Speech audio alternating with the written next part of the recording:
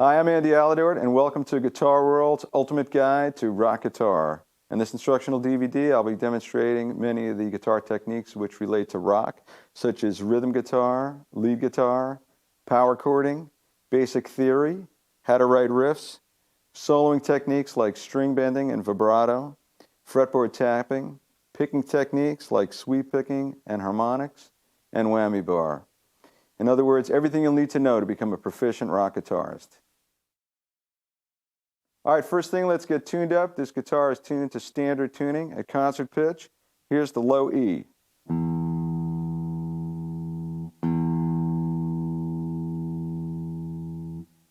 Here's the A.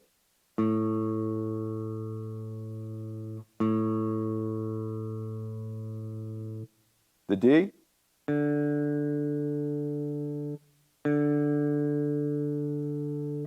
The G.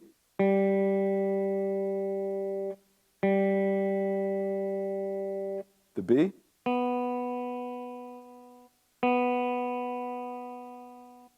and the high E.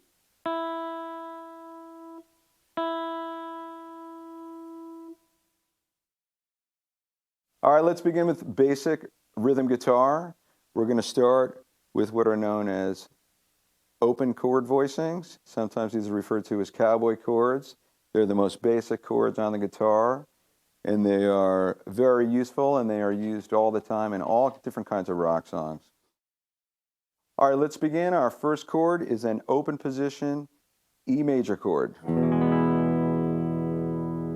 I have my middle finger on the second fret of the A string, ring finger, second fret of the D string, index finger, first fret of the G string. All right, our next open position chord is A major. Index finger, second fret of the D. Middle finger, second fret of the G. Ring finger, second fret of the B. All those fingers have to be kind of jammed in there at the same fret. Sometimes this chord is fretted with what's known as an index finger bar. A bar chord is when you use one finger to fret more than one string at a time. In this case, I'm flattening out my index finger to fret the D, G, and B string all at the second fret. When I play the A chord that way, it's more difficult to get the open high E string to ring in the chord. It's possible, but it's not mandatory. Our next chord is an open position D major chord. Index finger, second fret of the G. Ring finger, third fret of the B. Middle finger, second fret of the high E. Our next chord is a G major open position chord.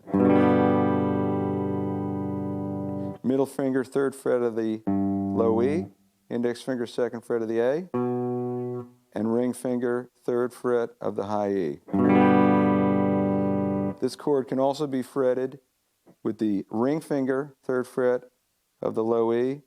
Middle finger, second fret of the A, and the pinky, third fret of the high E. Our next chord is an open position C major chord. Ring finger, third fret of the A, middle finger, second fret of the D, index finger, first fret of the B. And our last chord is not actually a true open position chord, but it's a chord that is used very commonly with these other open position chords, and it's extremely useful. This is an F chord, and I'm doing something that's known as putting the fifth in the bass. We're going to get into that later. I'll explain what that means. The way this chord is played, ring finger, third fret of the A string, pinky, third fret of the D, middle finger, second fret of the G, and the index finger is barring across the top two strings, B and high E string, at the first fret. One more time, our open position chords E, A, D, G, C, and F. Okay, even though these are the most basic major chord forms on the guitar, there are countless rock songs that utilize these exact chords. Everything from roots rock to rockabilly, hard rock, and heavy metal. We're going to begin our examination of using these chords by talking about strumming patterns. Okay, let's begin with what is known as a quarter note downstroke. What a quarter note is most rock music is played in 4/4 time, which means there's 4 beats in each bar. 1, 2, 3, 4, as the beats go by. And when you play the guitar, you could strum with a downward stroke across all the strings for every one of those downbeats, for every one of those quarter notes. Using a G chord, that would sound like this. 1, 2, 3, 4. 1, 2, 3, 4. Now, it's very important, as basic as this is, to learn to play these quarter note downstrokes in time very evenly. Because what happens is, as you play, you will find that your right hand is your timekeeper. And that's going to keep the beat, and that's going to make what you play sound like it's in time, and especially if you're playing with a band, sound like you're playing along with the band properly. So make sure as you strum, you can feel the beat. Some guitar players like to think about it as almost like they're punching the beat each time, each one of those downbeats. 1, 2, 3, 4. And that way you will play a strong rhythm guitar part that sounds clear and is in time. It's very rare that a guitar part will be played with all quarter note downstrokes all the time. So let's incorporate another strumming pattern. This would be an 8th note strumming pattern. 8th notes there are 8 beats to the bar. Our quarter notes are still 1, 2, 3, 4, but in between those beats, you have what's known as upbeats. 1 and 2 and 3 and 4 and. So 1 and, those are 2 8th notes representing the first beat. 1 and 2 and, 4 8th notes representing the first 2 beats, etc. On the guitar for strumming, we will play those upbeats, those ands, 1 and, with an upstroke on the guitar. That's played like this. 1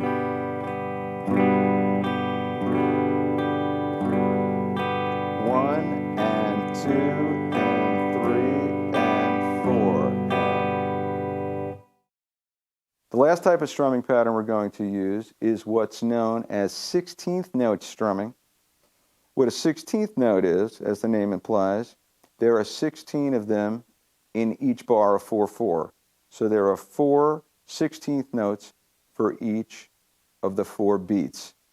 So for each beat, when we had quarter notes, we just had 1, 2, 3, 4. 8th notes were 1 and 2 and 3 and 4 and 2 beats per each beat, per each quarter note. With a 16th note, we have 4 accents for each quarter note. 1E and a 2E and a 3E and a 4E and a 1E and a 2E and a 3E and a 4E and a. So the way to do that on the guitar is we have to go down, up, 1E and a for each beat as it progresses. And that sounds like this.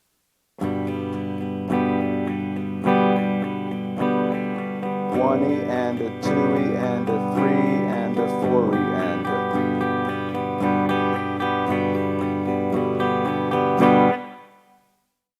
As you will see, as we go through all of our rhythm guitar parts in each section of this DVD, that the rhythm guitar parts incorporate all 3 of these strumming patterns: quarter notes, 8th notes, and 16th notes in different combinations. All right, this first example is going to use 3 different open position chords, G, C, and F. And strumming-wise, I'm going to use a combination of downstroke quarter notes and down and up 8th notes. This example is played in the style of sort of Beatles, R&B, soul, early rock and roll. 1, 2, 3, and.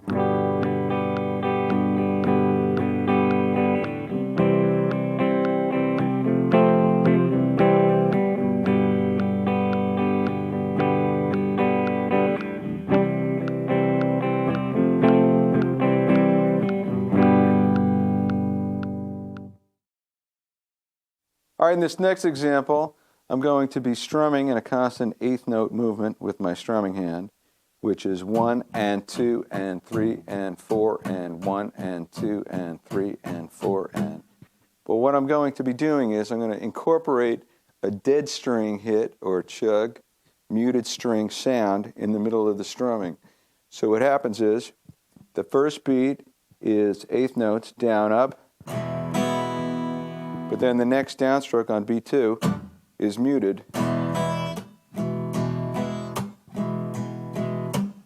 And the way I do that is I release finger pressure with the fret hand, and also when I come down with the pick with the right hand, my right hand palm comes down on the strings almost simultaneously to deaden the sound of the strings.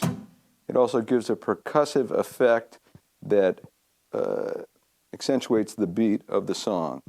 This example is played sort of a 60s rock, Creedence Clearwater Revival style of rock. 1, 2, 3, and.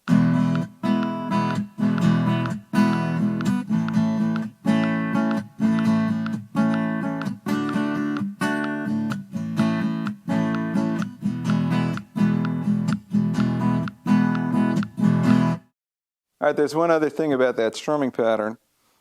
After I did that dead string hit, and it was followed by an upstroke, I allow the strings to ring through the next downbeat. So I end up doing 2 upstrokes in a row there, so it's like this. 1 and 2 and 3 and 4 and 1 and 2 and 3 and 4 and 1, like that. So when you play that in time, it sounds like this.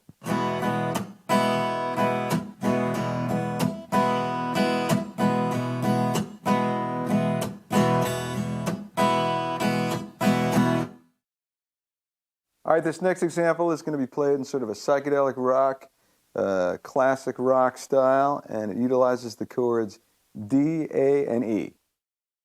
1, 2, 3, 4.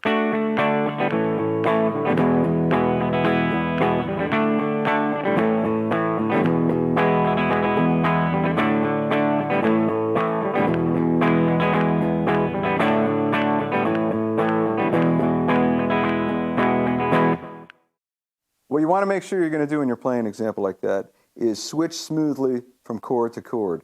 Keep the right hand going in that strumming pattern, which is a combination of eighth notes and 16th notes. Ding, ding, dang, digga, dang, ding, dang, digga, dang, ding, ding, like that. But make sure the left hand, the fretting hand, is firmly switching from D to A to E as clearly as possible.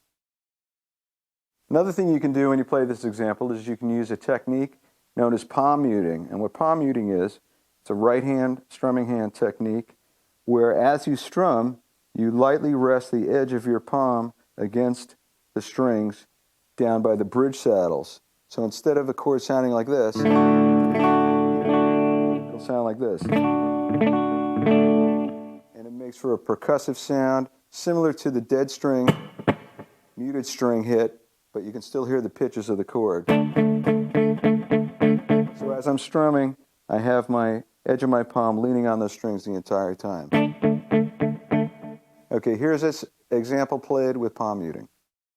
1, 2, 3, 4.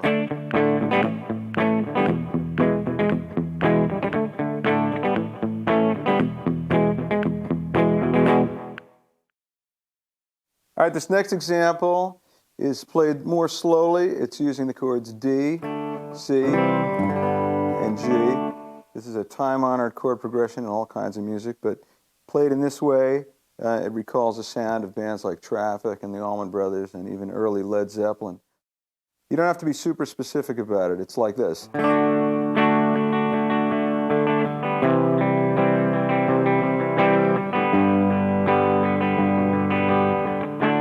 See what's happening is as I strum 16th notes,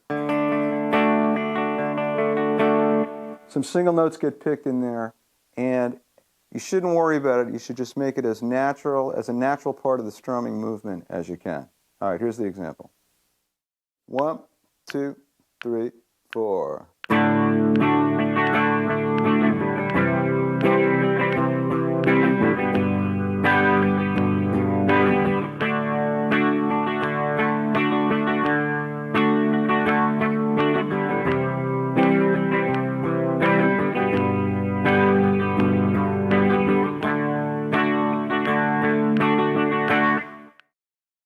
Now when I played that example, I used an effect called a tube rotosphere, made by Hughes and Kettner. Simulates the sound of a rotating speaker like a Leslie. I had it on the slow setting. That's the fast setting. And it lends itself well to that sort of psychedelic 60s sound.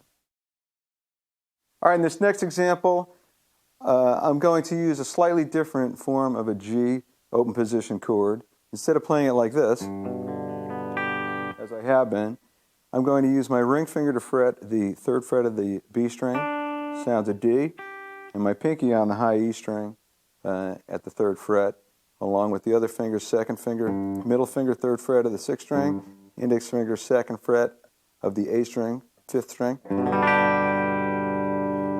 And what happens with this chord, when you put that G and D on top like that, and then you have a G and a D here, open strings, you get more of the effect of what's known as a power chord, which are just root 5th chords, and we're going to get more into those later. Okay, this example is like a straight rock, sort of in the style of The Who, AC/DC, Judas Priest, something like that. An important aspect of this rhythm part is that I leave a lot of space between the chords, as you will see. I'll hit a chord right on the downbeat of 1 and then leave space for the whole rest of the bar, which sets up the power of the next chords as they come in the following bar. So leaving space can be a very effective way to create a powerful rock-style rhythm guitar part. 1, 2, 3, 4.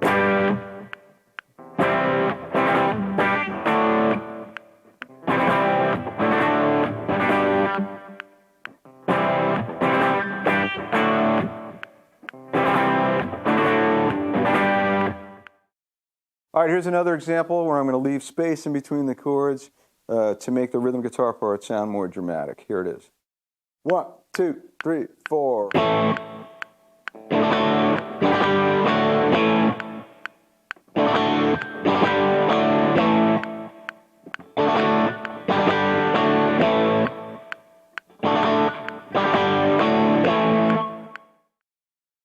Okay, there's another little deviation I did here. On the G chord, as I explained in the last example, I fretted the top 2 strings with the pinky and ring finger to get a G and a D note, along with the G and the D open. What I did in playing this example was, you could see me lift my index finger off the 2nd fret of the A string, and I'm getting the sound of a G power chord when I do that. So instead of getting this fretted note, this B note, 2nd fret of the A string, in the chord, I lean my middle finger back a little bit as I'm fretting in order to mute the A string. So now all I'm hearing is this. Just G's and D's, and that's a G power chord right there. So it's a much punchier sound, much more rock kind of a sound. In this example, I'm utilizing yet another strumming pattern. What I'm doing here is I've got a dotted 8th strum followed by a 16th. And what happens with this strum is I'll do a downstroke on the downbeat, and the chord holds for 3 16th notes. 1 E and a. So that last 16th note is an upstroke. 1 E and a 2. 1 E and a 2. Like that. 1 E and a 2. 3 and a 4. Like that. And there'll be one other thing that's different about this example. When I'm playing my F chord, I'm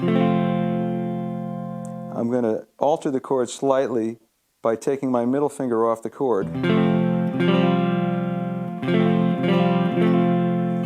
And the sound you get when you do that is known as a sus2 chord, or suspended second. And the reason for that is because this G note is the 2nd note or scale degree in the key of F. So if you played an F major scale, and we're going to get into scales later, F is the root note, that's 1. G is the 2nd note, the 2nd. A is the 3rd note, the 3rd, major 3rd. We're replacing that major 3rd with the 2nd. We have a root note and the 2nd, they ring at the same time. And the name for that is a suspended second. So when we go from this, straight F major, and take the middle finger off, you have F sus2. It's a nice sounding chord. All right, here's the example. 1, 2, 3, 4.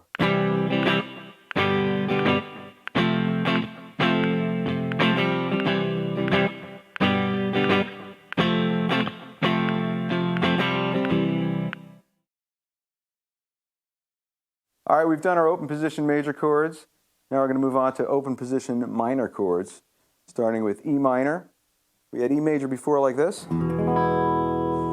The way to sound E minor, we just take our index finger off, and that G sharp note, first fret of the G string, will now sound a G. G is the minor third of E. So here's E minor. Our A major open position chord was played like this. To get A minor, C sharp, second fret of the B string, moves down to C, first fret of the B string, is A minor. Our next chord is D minor. We started with D major like this.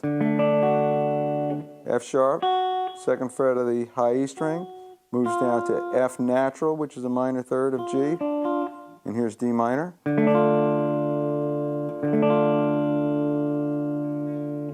Now we had a G chord before, G major open position chord. But the way to play a G minor chord, we're going to do it along the lines of when we played our F chord, the same sort of fingering. If you remember, we played F like this, and we did F sus2 like this. The way to get a minor shape out of this type of fingering is that note on the G string, when it was an A note with F, that's the major third of F. G was the second, as I explained, but A flat, that's the minor third. So this shape, that's F minor. Going back to G, we have to use that shape to make a G minor, so we're going to do that up here. Ring finger, 5th fret of the A, pinky, 5th fret of the D, and the index finger is barring across the top 3 strings at the 3rd fret. That's G minor like that.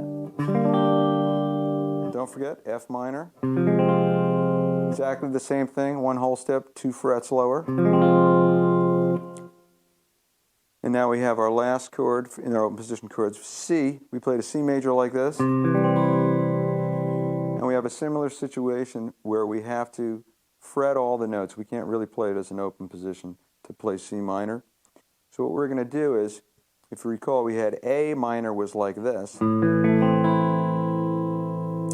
Let's imagine that we're playing it like this, and the index finger takes the place of, or functions sort of as the nut. That A, that's the root note of the chord. That's A minor.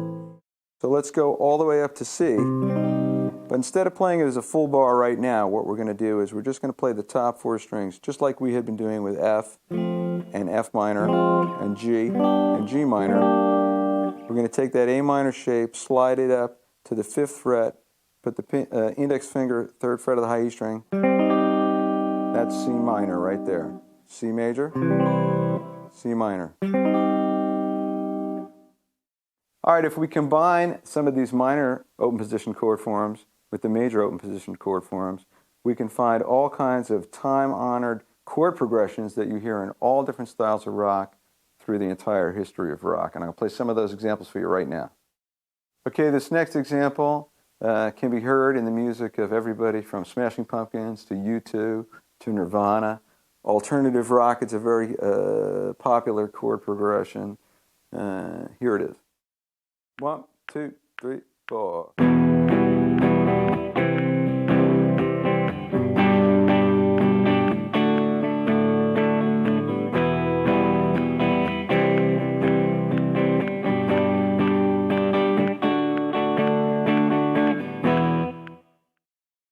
All right, now I'm going to play the same example, but this time I'm going to play it with distortion to show you that the exact same chord progression, E minor, C, G, and D, has a very different quality when it's played with distortion and played aggressively. So check this out. 1, 2, 3, and...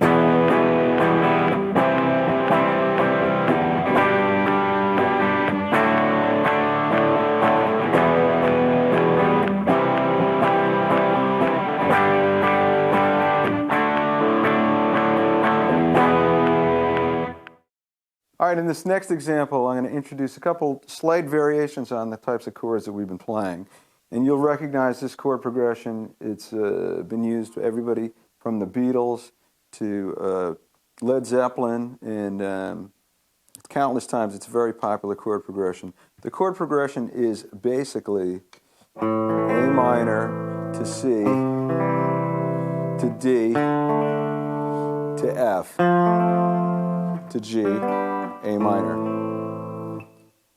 But what I do is I change some of the chord voicings very slightly to incorporate something known as a descending bass figure. What that means is, as each chord is played, the lowest note descends, and it gives a definitive quality to this chord progression as it moves along.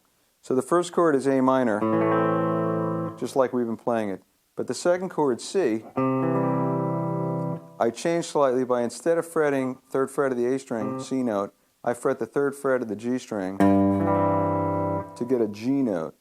So what this is called, that's a regular C. This is C chord, but now I have G in the bass.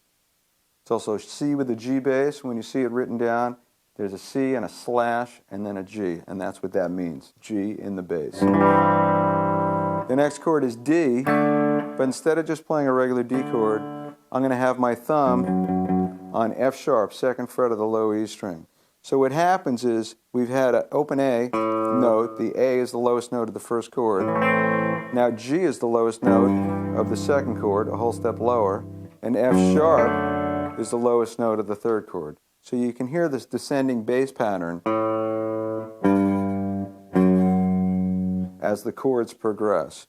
Okay? Here's the figure. 1, 2, 3, 4.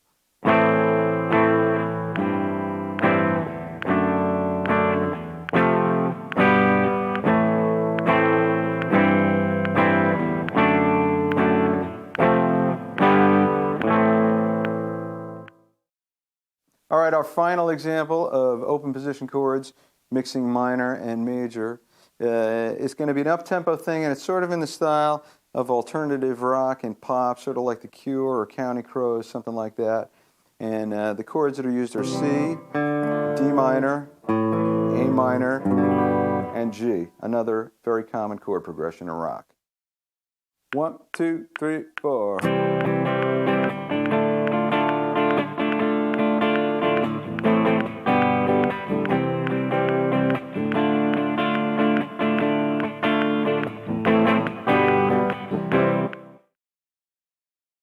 All right, let's move on to bar chords. The two most common types of bar chords come from either the E major chord voicing or the A chord voicing. Let's start with E, and this is known as a 6th string root. The reason for this is when you play this E chord, this E major open position chord, the root note of the chord is the 6th string, that open E string. So to get a bar chord, 6th string root bar chord, what we do is, the easiest thing you can do is, instead of fretting your E chord in the standard way, let's use these fingers, and your index finger is sort of like the nut.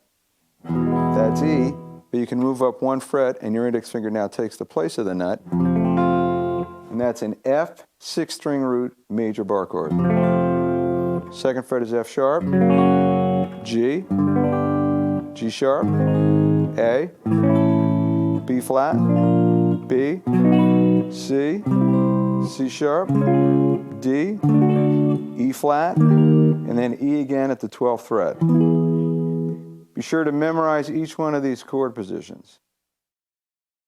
All right, in this next example of bar chords, I'm going to be sliding between different bar chords and getting that sliding sound as part of the rhythm figure itself. Sliding first from G quickly up to A, and then back A, back to G. Now, one thing that happens when you play a part like this is, even though you are barring across all the strings, you sort of emphasize your grip on the lower 4 strings with these fingers, and it makes it stronger sounding. This is played in the style, this is reminiscent of sort of the Kinks, Guns N' Roses, and maybe Van Halen. 1, 2, 3, 4.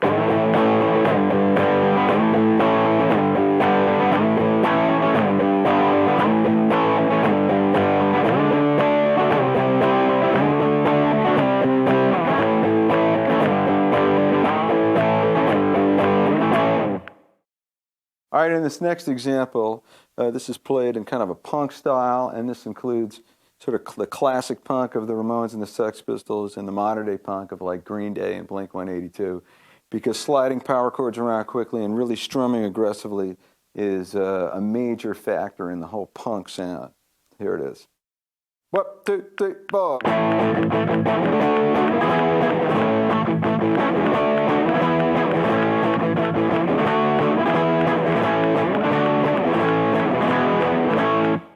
Now, one thing you might have noticed as I was playing this part is after I play the bar chord, and then I pump on it in eighth notes, and bring the palm mute down. So you let the chord ring first, and then you palm mute it for the real percussive pumping eighth notes. Like that. All right, let's move on to fifth string root bar chords. As I said before, those come from an open A major position chord. And if you fret that with the ring finger barring across the D, G, and B strings at the second fret, you imagine the net sort of functioning as your index finger there. So we can move up one fret and have the index finger bar across all the strings except for the sixth string from the fifth string. That's B flat, so we had A, B flat, B, C, C sharp, D, E flat, E, F, F sharp, G, G sharp, and A again on the 12th fret. All right, I'm going to show you examples right now using this chord form.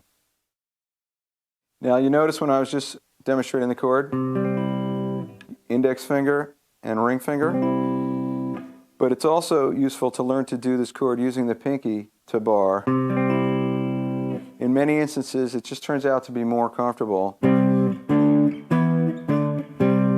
if you can learn to do it, to get used to barring across those three strings, the D, G, and B string, with the pinky and use the index finger for the fifth string root. All right, in this next example, I'm going to combine sixth string root bar chords and fifth string root bar chords, because that is, of course, the most common way they are used. This example is sort of a heavy rock kind of a thing. You'd hear it in Led Zeppelin or modern rock bands like Jet as well. Check it out. 1, 2, 3, 4.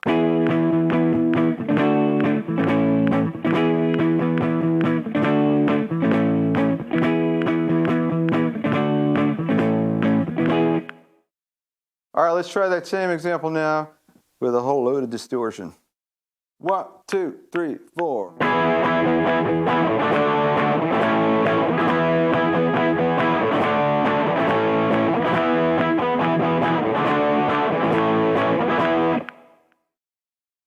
Remember, in all these examples, you want to try to switch as smoothly as possible from those sixth string root bar chords to fifth string root bar chords and back and forth. This next example give you a good opportunity to practice doing that.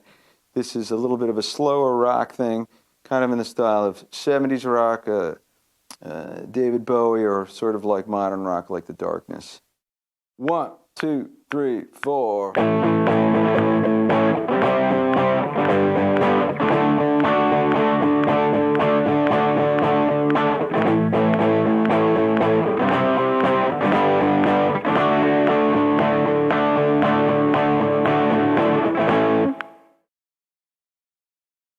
All right, let's do some minor bar chord forms now. And just how we formed our major bar chords from our open position chords. We had E major, an F major bar chord. You can form a sixth string root minor bar chord form from E minor. F minor, G minor, A minor. So you can see it comes from the E minor shape. Likewise, fifth string root minor bar chord.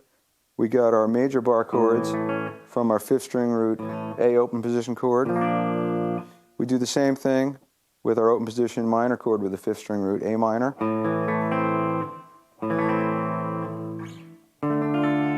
And that's your fifth string root minor bar chord. In this case, that would be D minor. There's a little device you can use to help you remember how to play a fifth string root minor chord. The fingering is very similar to a sixth string root major chord. If you recall, A major, sixth string root chord. If we just take the middle ring and pinky and move them over one string from the fifth, fourth, and third strings to the fourth, third, and second strings, you get a fifth string root minor chord shape. A major, D minor. All right, in this next example, I'm going to combine sixth string root major chords with fifth string root minor chords. In this example, it sort of covers everything from 70s hard rock to 90s alternative rock. You'll see what I mean. 1, 2, 3, 4.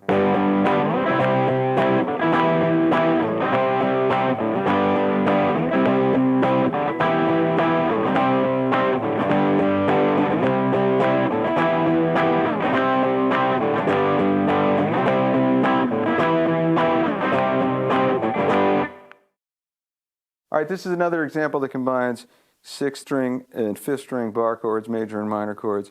In this example, sort of falls in between the 60s power pop of a band like the Kinks or the Who and the 90s or present day modern pop rock of the Strokes. 1, 2, 3, 4.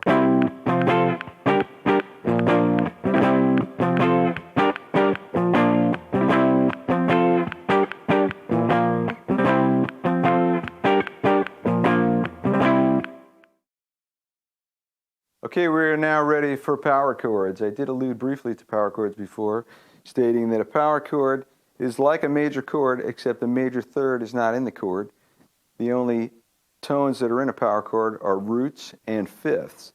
So let's start with a sixth string root power chord. We can go back to our E major open position chord.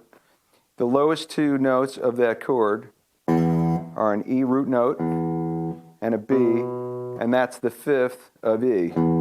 If you were to play an E major scale, that's the 1 or the root, major second, major third, fourth, fifth, major sixth, major seventh, eighth or octave, 1, 2, 3, 4, 5, 6, 7, 8. We're going to play the 1 and the 5. 1, 2, 3, 4, 5. 1, 5. And that's a root fifth power chord. And that chord can, of course, be expanded to include more strings. As you include more strings, if you want it to be a power chord, you're only going to use the notes E, which is a root note, and B. And we're going to get into that later. But for right now, let's start with two-note power chords played on the sixth and fifth string. Okay, as stated, we derive this chord from an E major chord. So the note played on the sixth string is the root note of the chord. That's where you get the chord's name. That's an E5 power chord. We move up one fret. That's an F5 power chord. F sharp 5, G5, G sharp 5, A5, B flat 5, B5, C5, C sharp 5, D5, E flat 5, and E5 again on the 12th fret. All right, this next example is going to be played using two-note root fifth power chords played on the bottom two strings. This first one is in sort of a thrash metal kind of a style. You'll see what I mean. 1, 2, 3, 4.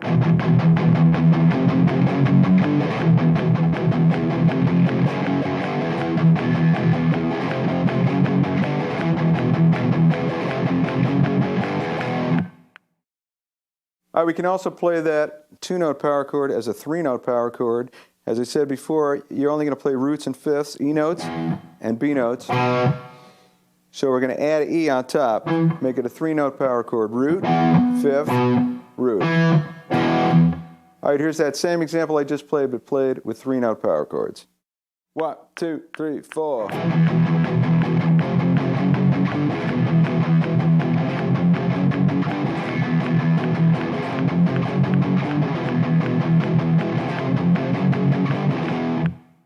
And in this next example, I'm going to use some more of those three-note power chords played on the bottom three strings. But this time, I'm going to apply vibrato to the chord, which means when you hit the chord, you pull on the strings, you pull, and then you release the pressure. That's what it would be slowly, but you do it quickly, just sort of squeezing and releasing. Like that, and do it as evenly as possible to get a good sounding vibrato. Here it is. 1, 2, 3, 4.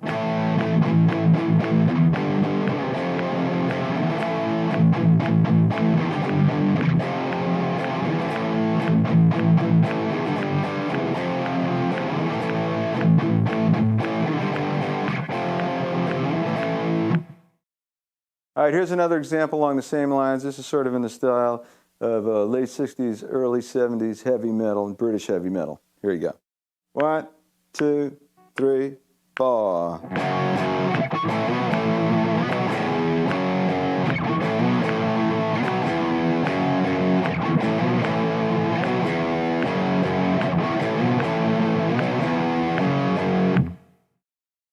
And what you can see I was doing that time is after I played,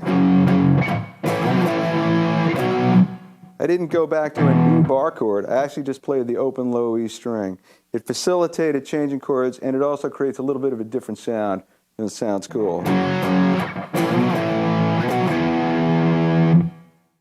In this next example, I'm going to combine 2-note power chords played on the bottom 2 strings with the open E string with single notes. So this is a combination of 2-note power chords and single notes incorporated into one rhythm part. And you'll hear this in the playing of power metal bands like Pantera. 1, 2, 3, 4.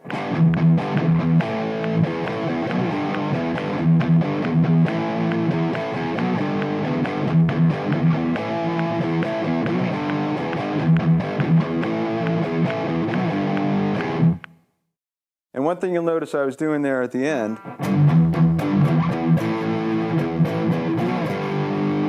I was pulling the whole chord just to give it an even heavier kind of demented sound.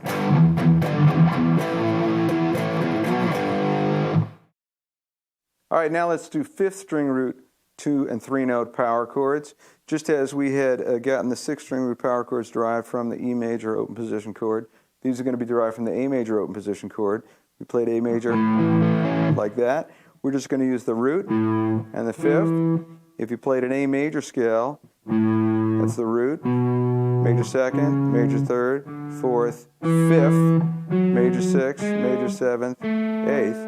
1, 2, 3, 4, 5, 6, 7, 8. You're going to play the root 1 and the 5. 1, 5, that's root 5th. Here's your 2-note A5 power chord. If you move 1 fret up, B flat, B, C, C sharp, D, E flat, E, F, F sharp, G, G sharp, A again at the 12th fret. Make sure you memorize all those positions. And of course, you can play these as 3-note power chords just like we did with E, root, 5th, root on the 5th, 4th, and 3rd strings.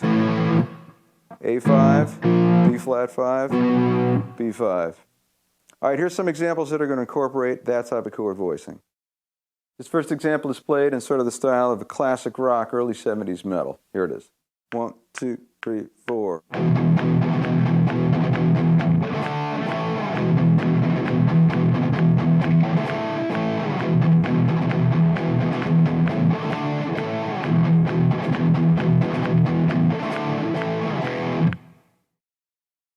All right, here's another example played in the style of classic 70s metal. 1, 2, 3, 4.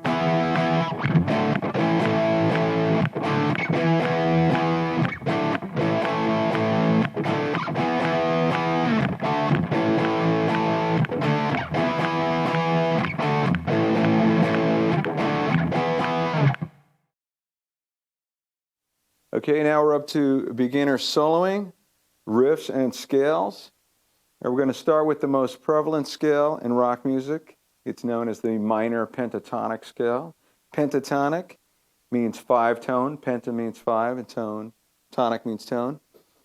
And E minor pentatonic we're going to start with because E is a key that's used quite often in rock music, simply because E is the lowest note on the guitar, so it's the heaviest sounding note. Okay, E minor pentatonic, we're going to play this first using open strings. We have E, G, that's the minor third or flat third, A, the fourth, B is the fifth, D is known as the flat seventh or dominant seventh, and then we have E, the octave or eighth. 1, flat 3, 4, 5, flat 7. That's the formula for minor pentatonic. We can continue up another octave. E, G, A, B, D, E. And you can play G on top if you like. So here's the whole scale in 2 octaves across all the strings.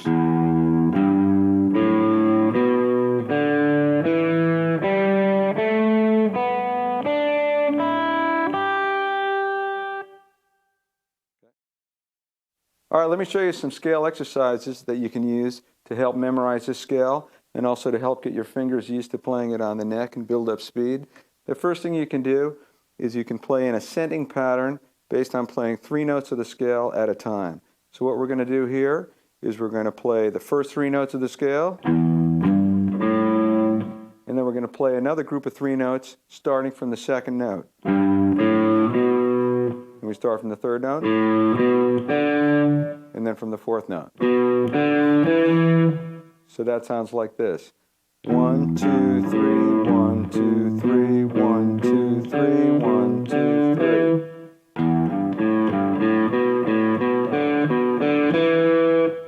If you play that across the whole scale ascending, it would sound like this.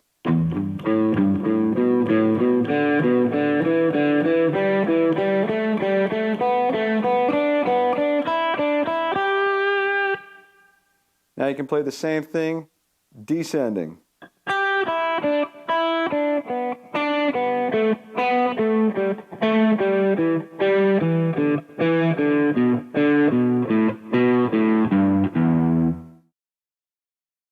All right, now I'd like to introduce some articulation techniques that are used very commonly, and these are known as hammer-ons and pull-offs.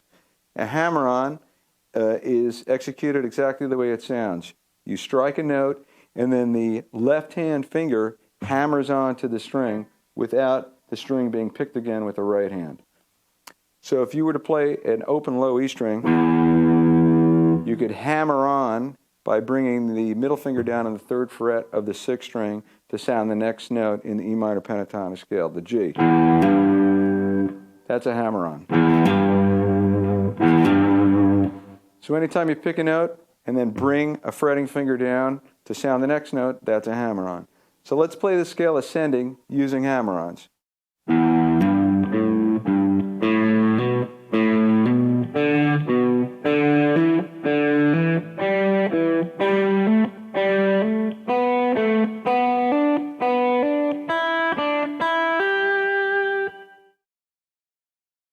Now if we do this backwards, descending, we're going to use pull-offs. And pull-off is the opposite. You pick a note that's fretted, and in this instance, our pull-off is going to be pulling off to an open string. So if you were to pick the fretted G note, 3rd fret of the high E string, you in fact pull your finger off the string, and that's going to sound the open high E string. And that's a pull-off. That's how all the pull-offs are executed. If you play the scale descending in 3s using pull-offs, it would sound like this.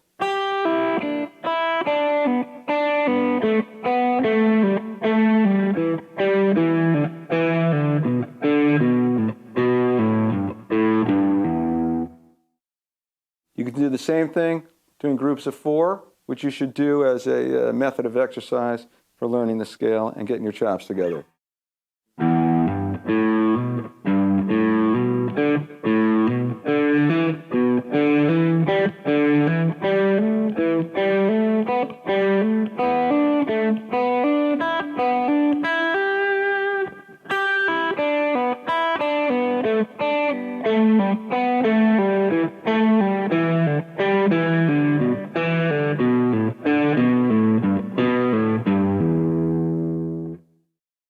Now, a lot of times guitar players will use hammer-ons and pull-offs like this to play fast licks. It facilitates playing quickly, and it also gives a smooth sound.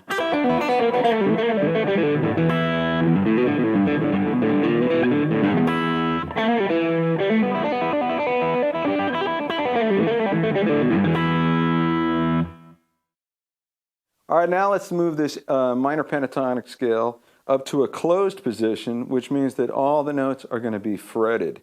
So we're not going to use open strings at all. Let's move up to A. So we're going to play in what's known as a box position, meaning that we're going to keep our index finger anchored at the 5th fret, meaning that the index finger will always play notes at the 5th fret, and the hand does not have to move, traverse the fretboard at all. That's our position. That's why it's called a box position. You stay within that 4-fret box. Okay? In A minor pentatonic, we start with A, flat 3, C, 4, D, 5 E, flat 7 G, 8 or octave A. 1, flat 3, 4, 5, flat 7, 8 or octave. And then of course you can continue into the 2nd octave. A root note, C flat 3, D is the 4th, E is the 5th, G is the flat 7, there's your A octave again, C is a high flat 3rd. So if we play this whole scale, the entire 2 octaves in this 5th fret box position, you get this.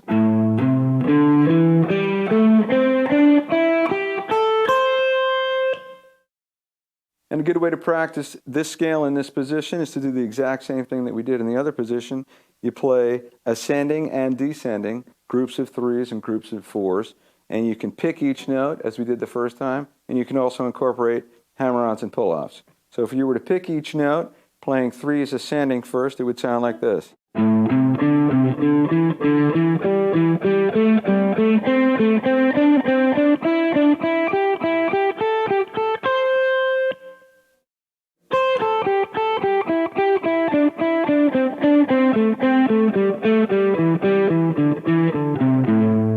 You do 4s.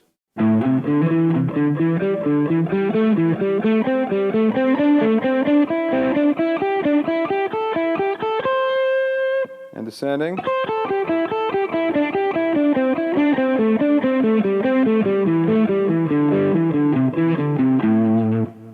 And now you can also try incorporating hammer-ons and pull-offs.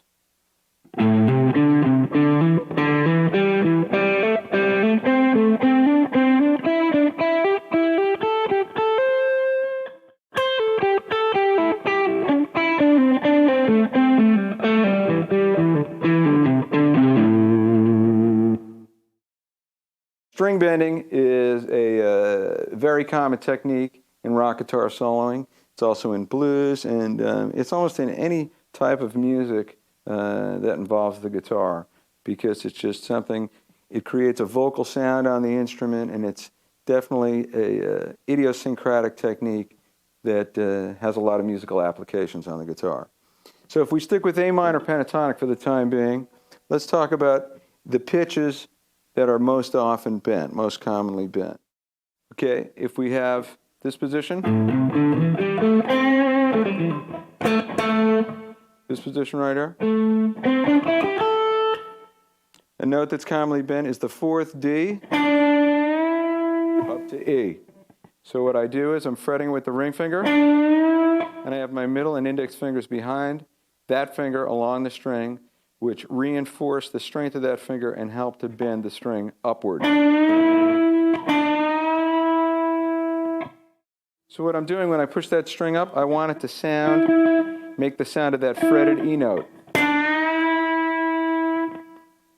Okay, another note that's commonly bent is the G note is bent up 1 whole step to A. Same technique. Then this C note is bent up 1 whole step to D. And then the D note is bent up 1 whole step to E. To review, you've got D to E, G to A, C to D, and D to E. All right, here's some typical A minor pentatonic licks which incorporate string bending.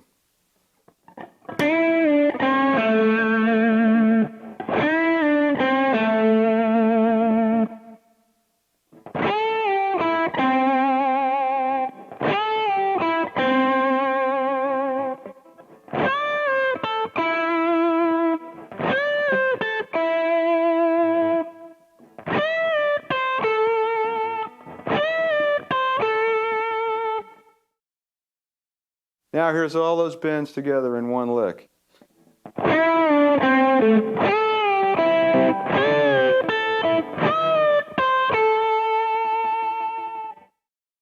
All right, make sure you take this little exercise here and you move it all over the fingerboard in order to practice it and get it into your fingers.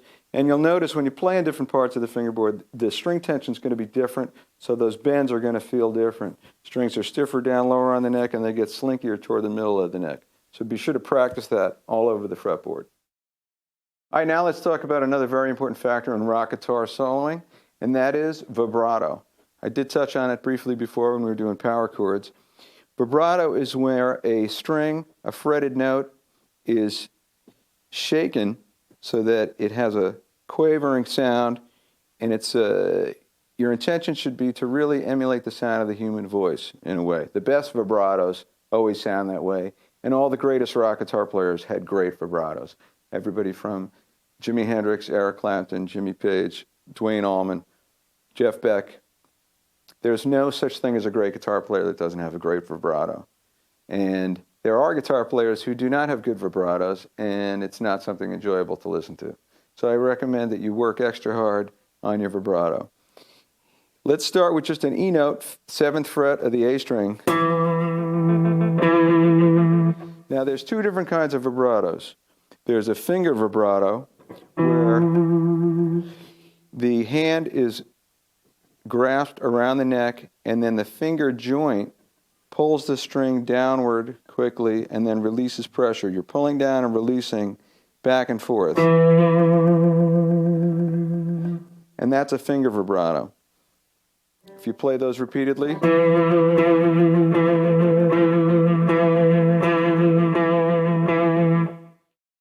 Now there's another kind of vibrato. This is wrist vibrato. What happens with a wrist vibrato is the wrist is held stiff, the finger joint doesn't move, but the guitar body moves, and the weight of the guitar physically is held by that point at which it's fretted. And that sounds like this.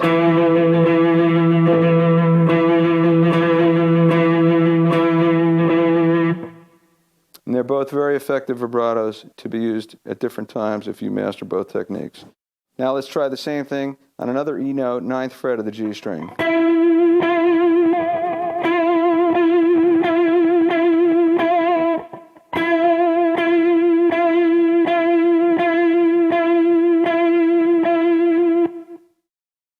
Now a good way to practice your vibrato is to take a scale like the A minor pentatonic scale and vibrato each note as you play it. This also gives you the chance to practice vibratoing with different fingers.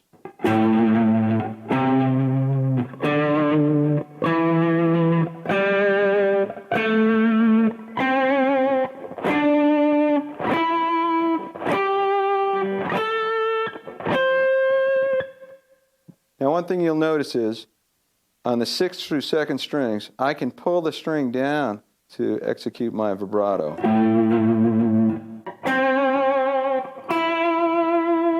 But when I get to the high E string, you can't pull it down. You'll pull it off the fretboard. So you have to execute those vibratos by pushing up. It's a slightly different technique, but you'll have to practice that. And one more way to practice your vibrato is to do something that Steve Morris, great guitar player, does. And he did this all the time in learning to get a handle on his vibrato. He would play every note on the guitar, fretting it with each of the 4 fingers and applying vibrato with each finger. So for example, if you started with a low F note, 1st fret of the 6th string, you'd go. Then you use your middle finger, ring finger, pinky. and then he would move on to F sharp. And he would do that over the entire guitar. That takes a long time, but if you do that, you'll definitely have your vibrato together. All right, let's start this next section with a series of picking exercises. It's very important to get your right hand picking together if you want to be a proficient rock guitar player. And there's 3 different things that you can practice picking. There's a great variety of ways to pick, but these are the 3 essential ways to pick. One is all downstrokes, another is all upstrokes, and the third would be alternating between downstrokes and upstrokes. So if we were to use our E minor pentatonic scale as our focus, we can play each note in the scale starting with all down picks.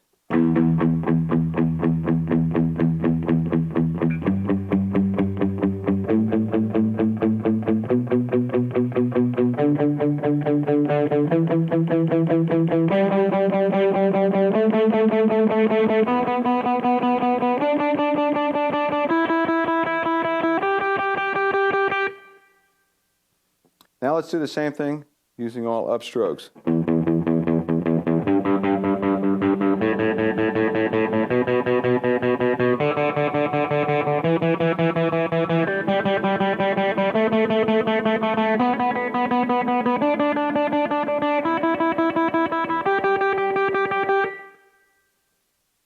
Now, using all upstrokes is something that you're not going to find yourself doing very often, but practicing it is definitely going to help your right hand. Most often, you're probably going to be using alternate picking, so let's do that. Alternate picking is where you pick down, up, down, up, down, up in an alternating fashion. That would be like this.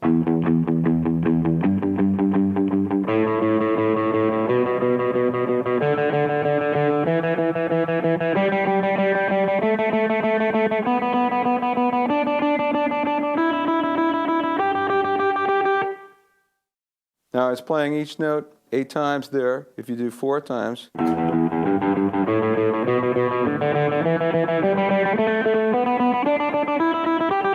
backwards too.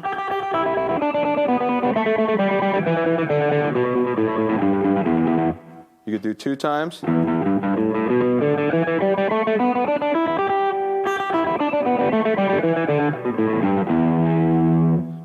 You could do 3 times.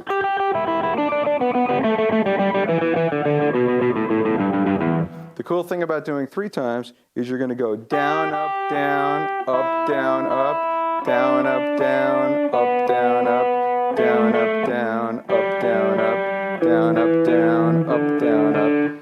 So when you do that, you also incorporate string skipping in the sense of as you move from string to string, we're not skipping strings, but as you move from string to string, the pattern of the picking is reversed. Down, up, down, up, down, up.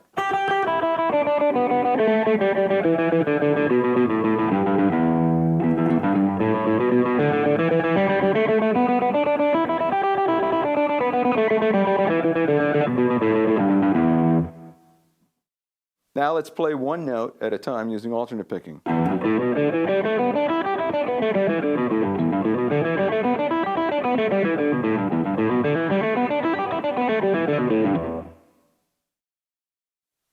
Next thing we're going to focus on, we're going to go back to rhythm guitar.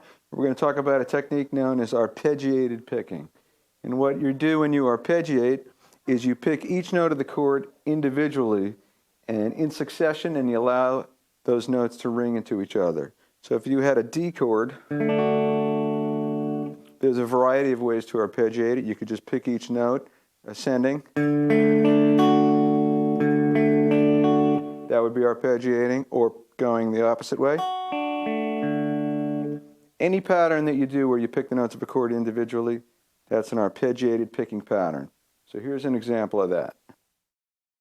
1, 2, 3, 4.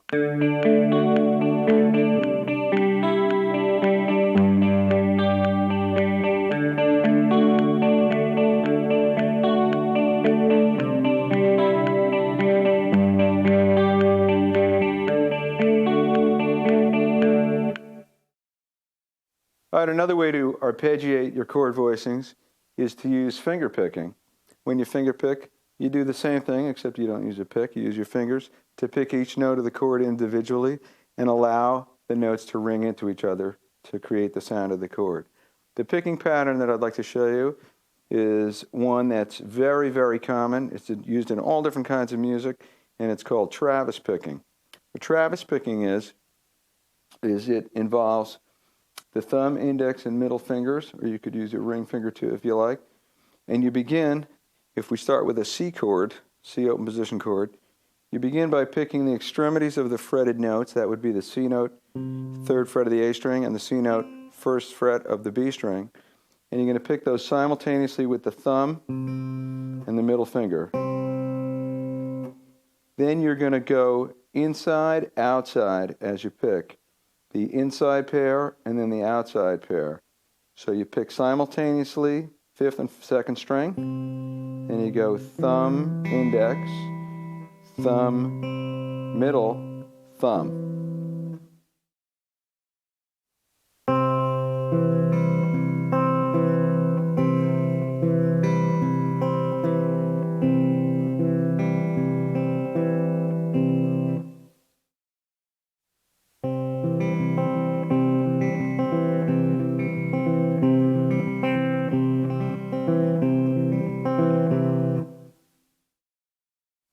All right, now let me show you a chord progression using Travis picking. 1, 2, 3, 4.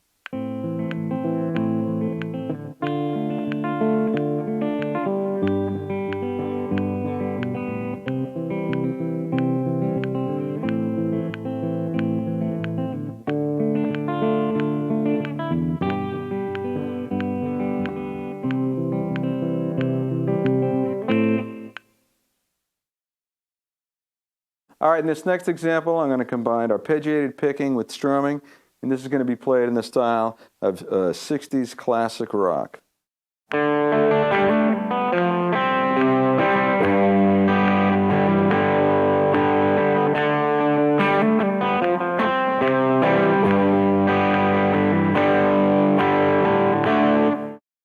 Here's another example of combining arpeggiated picking and strumming. This example is going to be in the style of 80s hard rock.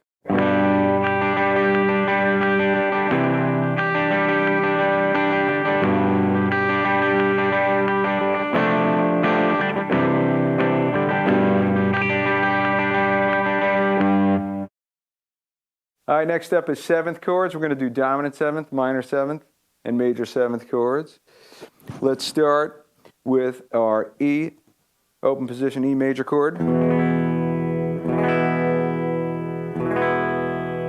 The way to turn this into E7, there's a variety of ways to do it. One way is you can take your ring finger off and play the open D string, and you get this. E7 like that. Another way is you go back to your original E and add your pinky on the D, 3rd fret on the B string. The reason for that is D, as we saw from minor pentatonic, D is the flat 7 of E. Okay?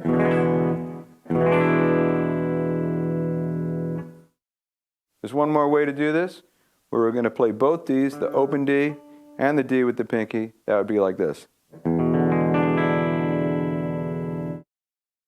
All right, now let's convert this open position chord form to a bar chord form.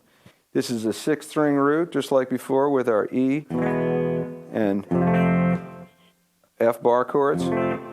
So we're going to take, first let's take this E7 that we played like this.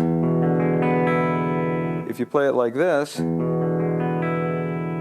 and imagine that nut like your index finger, slide that up to the 5th fret, you get A7. And another way to play that A7 as a barred 6-string root bar chord is to add the pinky on the 8th fret of the B string.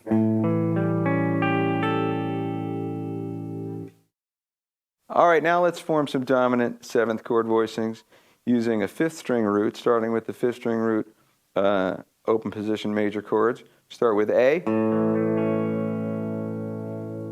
We can take this A note and play G, the flat 7th of A, and we end up with this. That's A7. You can also go back to your original chord and add a G, 3rd fret of the high E string. At your A7 like that. Or you could play both Gs and you get this. So just like we did with the other chord, we can now slide that up the neck to make a 5th string root bar chord out of it. So if we start with this A7, imagining that nut as your index finger, you could slide that up to the 5th fret and you get this, a D7 bar chord, 5th string root bar chord. And you can also play that as a regular D major bar chord, 5th string root, and add that C note, that flat 7th on the 8th fret of the high E string. All right, here's a couple examples of using those 6th string and 5th string root bar chord dominant 7th chords. This is going to be played in the style of sort of funky classic rock. 1, 2, 3, 4.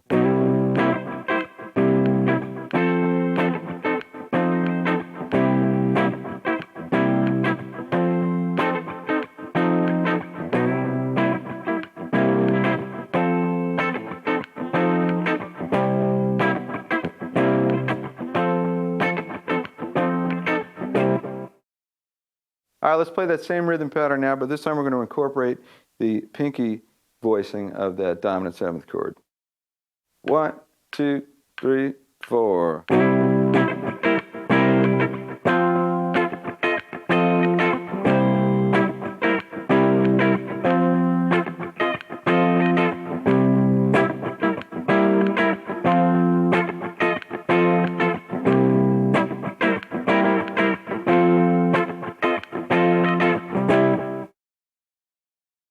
Okay, now we're ready for minor 7th chords, and we're going to start the same way we have with the other chords. We'll start with an open position E major chord, but to play E minor 7th, remember we had E minor, we had E like this, E major. We had E minor like that. Remember that 7th, dominant 7th, was a D note, so you would play E minor 7th like this. Another way you could play it is by putting that D note up on the 3rd fret of the B string. And you could also have 2 Ds with the open D and that D on the B string, and that sounds like this. Let's take this form and slide it up the neck to get the bar chord version, the 6th string root bar chord version. We start with this, slide up to the 5th fret. This is going to be A minor 7th. And you can also add your pinky on the 8th fret of the B string and get A minor 7 like this.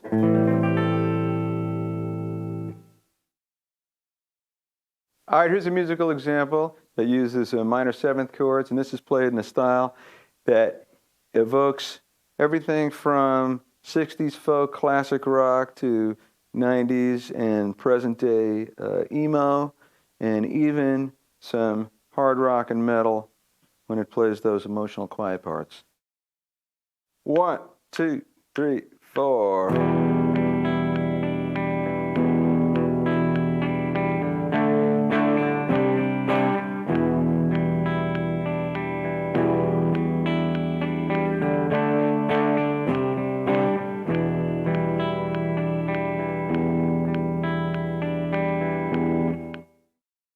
All right, now we're going to do 5th string root, minor 7th chords. We can start with our open position 5th string root chord A minor. We're going to put a G into that chord, the flat 7th of A, and we get A minor 7th like this. You could also keep your normal A minor and put the G on top, 3rd fret of the high E string. Or you could have both Gs, the open G and the fretted G. Now let's take this form and we'll slide it up the neck to get the bar chord, 5th string root bar chord version of these minor 7th chords. If we start with this A minor 7, slide that up to the 5th fret and bar across with your index finger, you've got D minor 7. Add that pinky, that's another voicing. All right, now let's combine those 5th string root and 6th string root minor seventh chords into a rhythm part. 1, 2, 3, 4.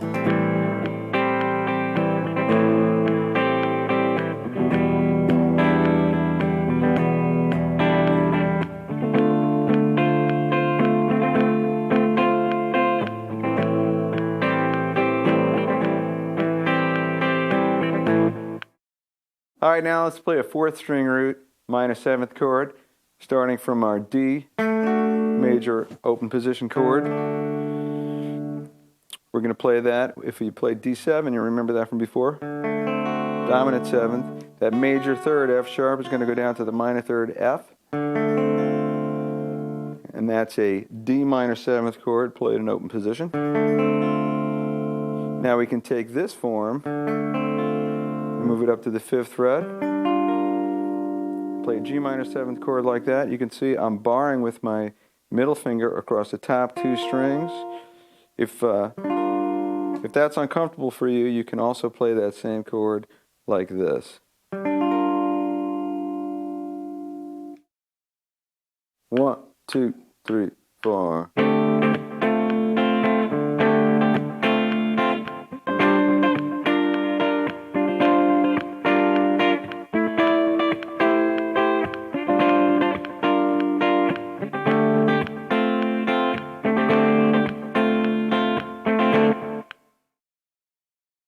All right, we've got one more type of seventh chord we're going to examine right now. That's major seventh chords. And I'm going to show those to you with a sixth string root, fifth string root, and a fourth string root. Here's a fifth string root, A major seventh chord.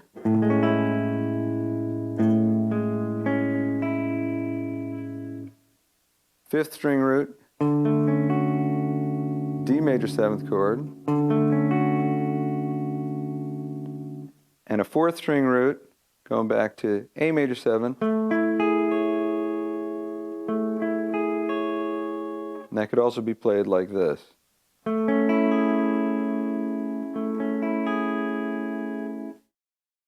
In this next musical example, I'm going to play something in the style of emo and modern rock. And what I'm going to do is I'm going to use these major seventh chord voicings that I showed you as a basis, but I'm also going to use a technique that's very common in emo and all kinds of alternative rock music, where you allow open strings to ring along with the fretted chords. In this case, it's just going to be the open high E string is going to ring, but you'll hear that it lends a nice quality to the sound of these chords. 1, 2, 3, 4.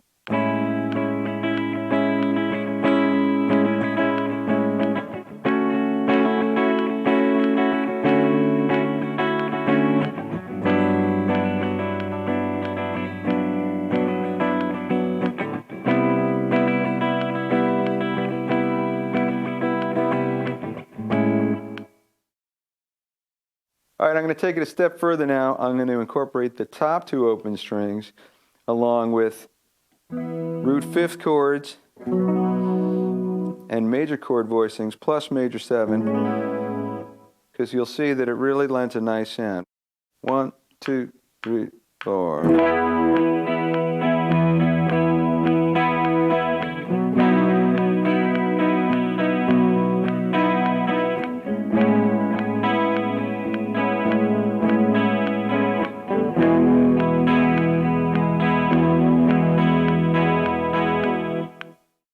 Here's another example that's going to incorporate the top two open strings into six string root bar chord shapes.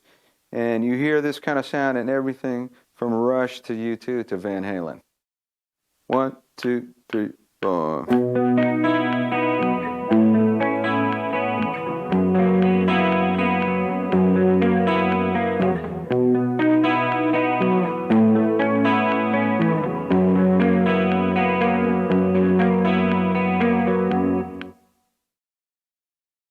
Okay, we're ready for our next section. This is how to write single note riffs. And we're going to stick with minor pentatonic scales. We're going to use them in the keys of E and A. And I'm going to start by showing you extended scale positions of E minor pentatonic and A minor pentatonic. First, here's E minor pentatonic extended position.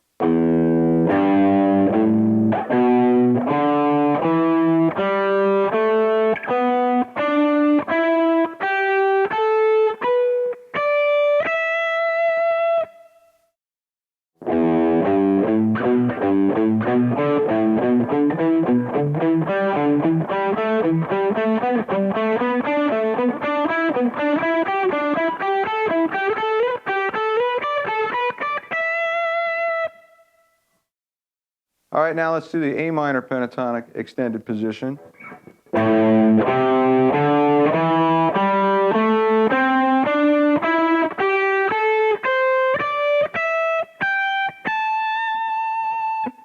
Be sure to practice those 3s and 4s ascending and descending with the scale also. All right, this first example is played in a style like 70s heavy metal or 90s alternative hard rock, somewhere between Led Zeppelin and Rage Against the Machine. 1, 2, 3, 4.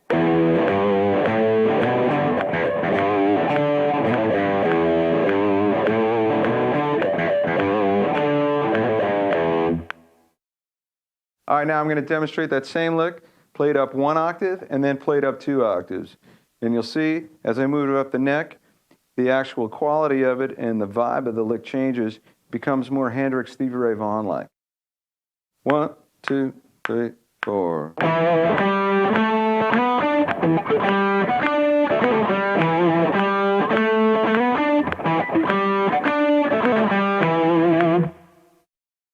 One, two, three, 4.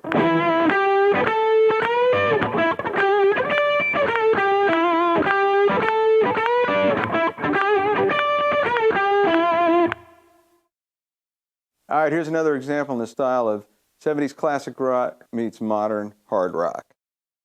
1, 2, 3, 4.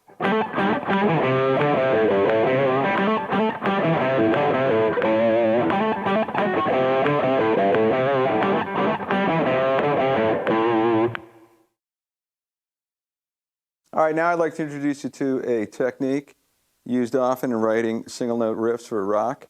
It's called using a pedal tone.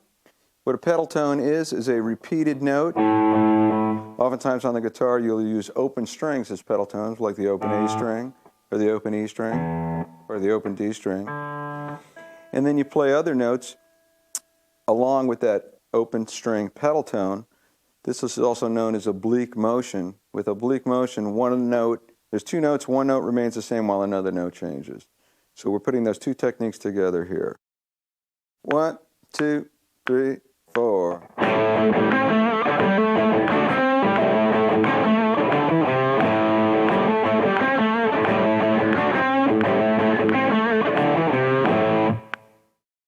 All right, here's another example using an open A string pedal tone. This is in the style of sort of AC/DC, ZZ Top, Jet. 1, 2, 3, 4.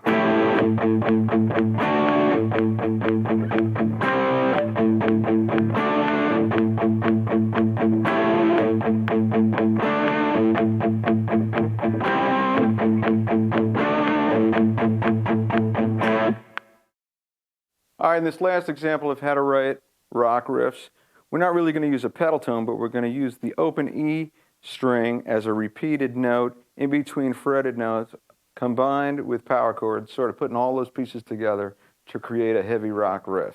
Here it is. 1, 2, 3, 4.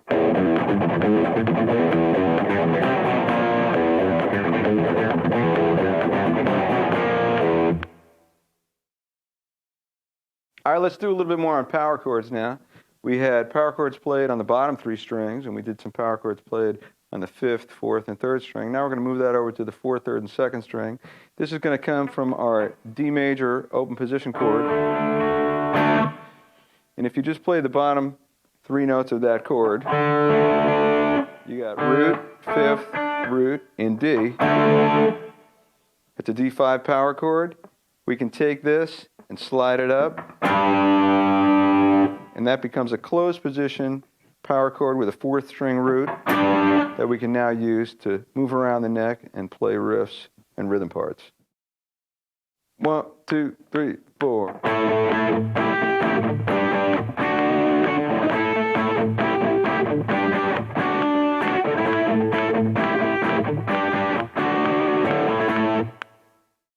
All right, here's another example of that kind of thing. This is played in the style of speed thrash metal.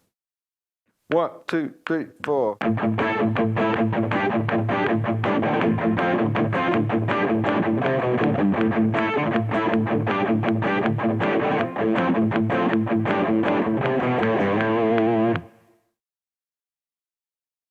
All right, the first thing we're going to cover here in intermediate soloing is bending with vibrato. We're going to use as our basis A minor pentatonic played in 5th fret box position. If we bend this D note up to E, we can first try applying a finger vibrato like this, or a wrist vibrato. Same thing bending G up to A, finger and wrist. C to D, finger, vibrato, and wrist. And D up to E, and wrist. All right, so here's a good exercise to practice those bent vibratos.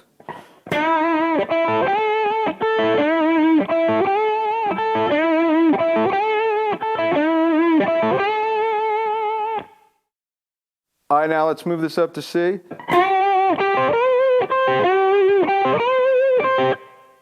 Up to D.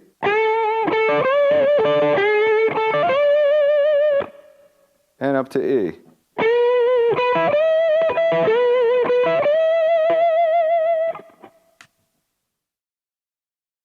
All right, now let's get into some building blocks of soloing.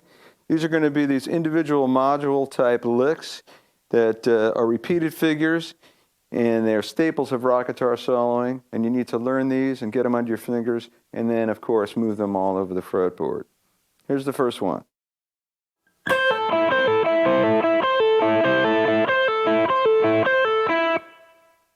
Up to E.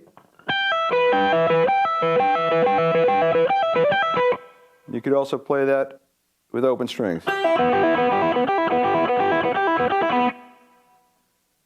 Here's the next one.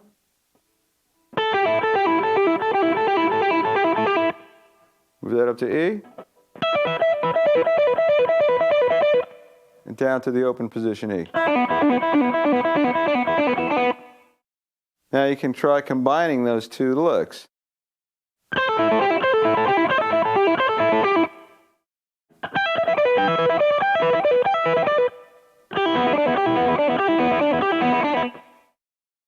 All right, here's a few more.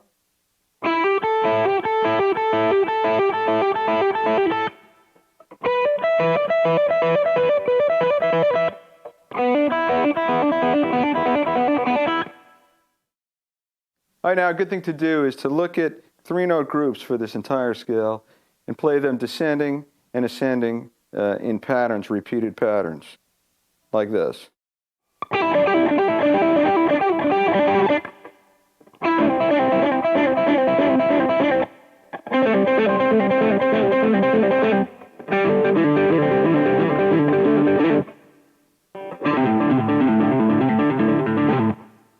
Make sure you do those ascending also and try them in different keys. All right, now I'm going to show you one of these module licks, building block licks using bending. This is a lick you've heard everybody play, Jimmy Page, Johnny Winter, all modern rock guitar soloists as well. Here it is, and this is, again, based on A minor pentatonic in 5th position. We're going to start with this one.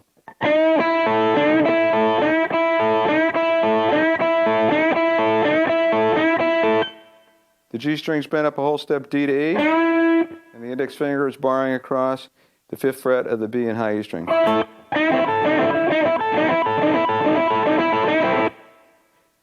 We can apply a very similar motion, this time just playing the top 2 strings, and we're going to begin not bending the G string, but bending the B string. And it's like this.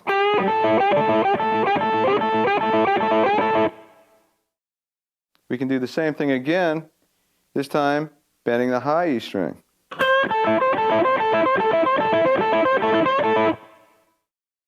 And now let's put all 3 of these together.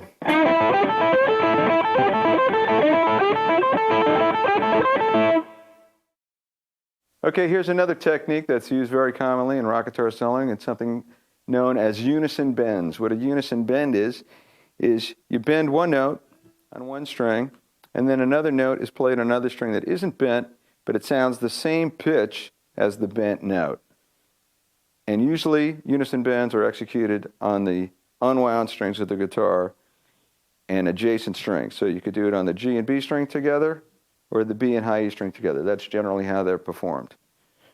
So let's start by bending D, 7th fret of the G string, up to E, and also sound a fretted E, 5th fret of the B string, and we get this.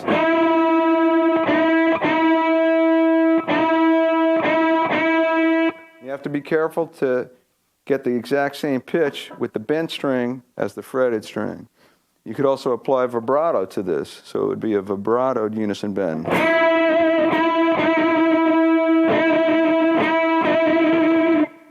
Let's move that up to G. A. C. D. And E. Now let's play some unison bends on the top two strings. You noticed with the first one there was 2 frets between when you do the G string and the B string. There'll be 3 frets in between when you do it on the B string and the high E string. C, D, E, G, and A.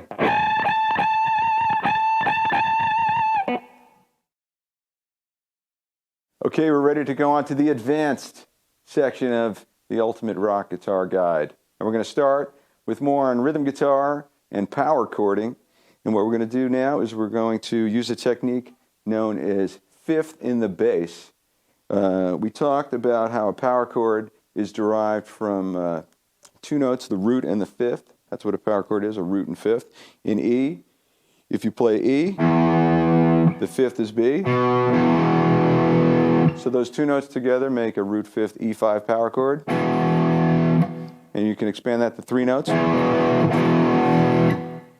If you put the fifth in the bass, that would be the B note, which is the fifth.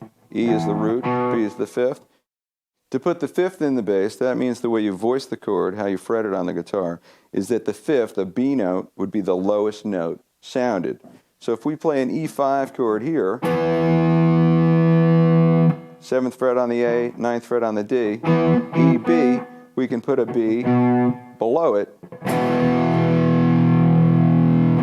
and that's known as an E5 power chord with the fifth in the bass.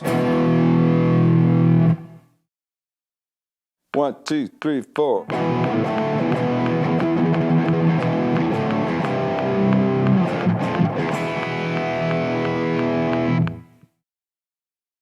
Now one of the techniques I used in playing that rhythm part, as you may have noticed, I was pumping the low E pedal tone, and I was picking it very quickly, and it was basically using the same technique as something that's known as tremolo picking.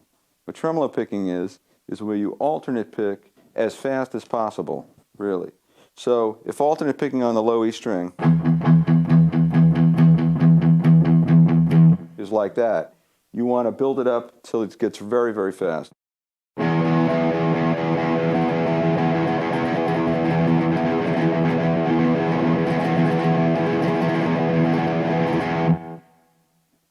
You can also use palm muting when you do that to get the sound of those 16th notes or 32nd notes, whatever they really turn out to be, to sound more clear.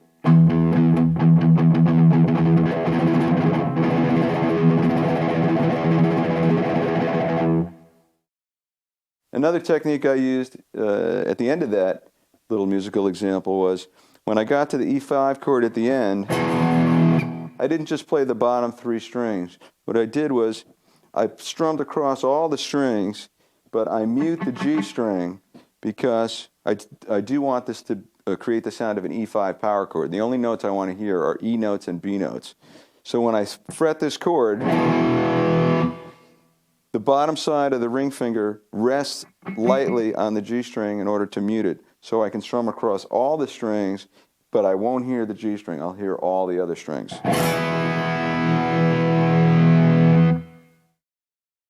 All right, here's another example of me putting the fifth in the bass in root fifth power chords, or fifth root fifth power chords in this case.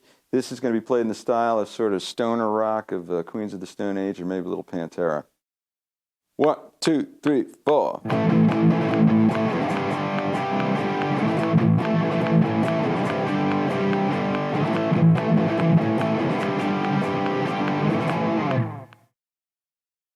One of the coolest things about using these fifth in the bass power chords on the bottom three strings is you can move just one finger to switch from one type of power chord to the next type of power chord. So if we were to play a fifth in the bass E5 power chord like we started with, all you have to do is bring your ring finger down to get a B5 power chord. Now we have the notes B, F sharp, and B, root, fifth root for B.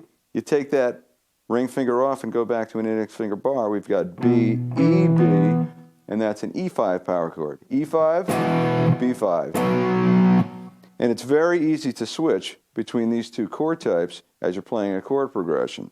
So in this next example, I'm going to emphasize this kind of chord movement going from chords like E5 to B5, B flat 5 with the 5 in the bass, the F in the bass, to F5, C5 with the G in the bass, to G5. Here it is. 1, 2, 3.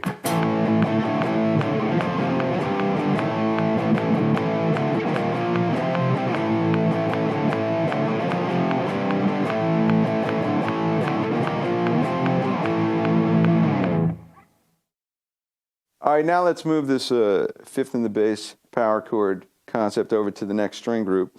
We saw earlier we could play fourth string root fifth power chords, which are derived from the D open position form. You could slide that up to here, as we saw.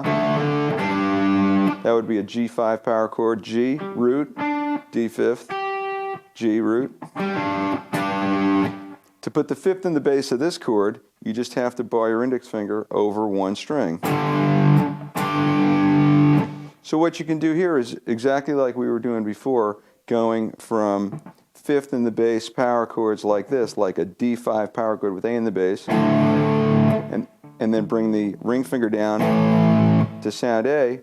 What we can do with this voicing is we can play index, index, pinky, and this is fifth root fifth power chord, so it's a G5 power chord with the fifth in the bass. And you can bring your ring finger down to get a power chord with the root in the bass, and that would be D. So you go from a G5 power chord, fifth in the bass, to D5 power chord, root in the bass. Here's an example of that. 1, 2, 3, 4.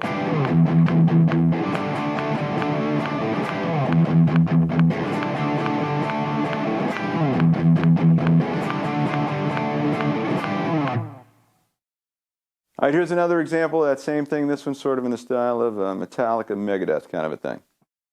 1, 2, 3, 4. All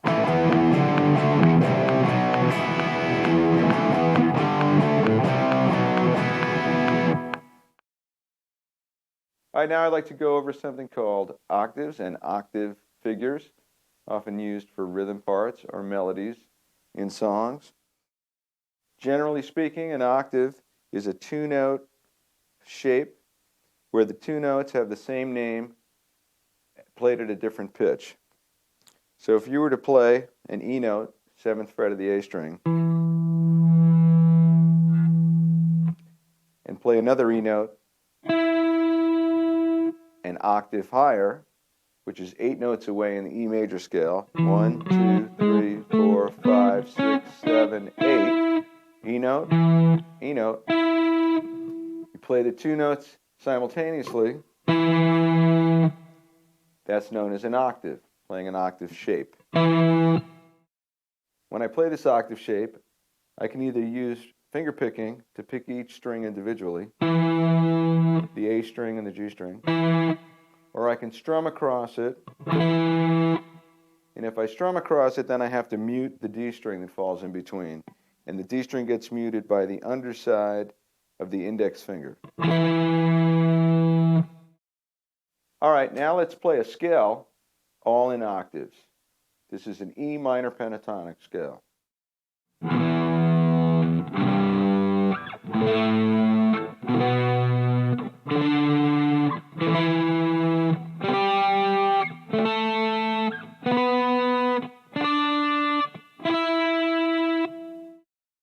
All right, now I'm going to play a rhythm figure using these octave shapes.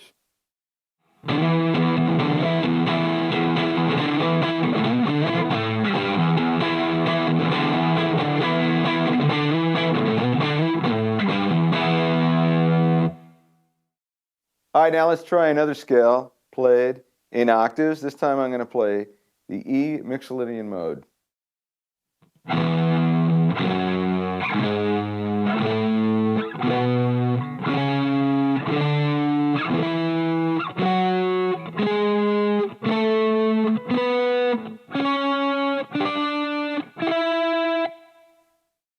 All right, now here's a rhythm part based on playing octave shapes in E Mixolydian using the open low E pedal tone.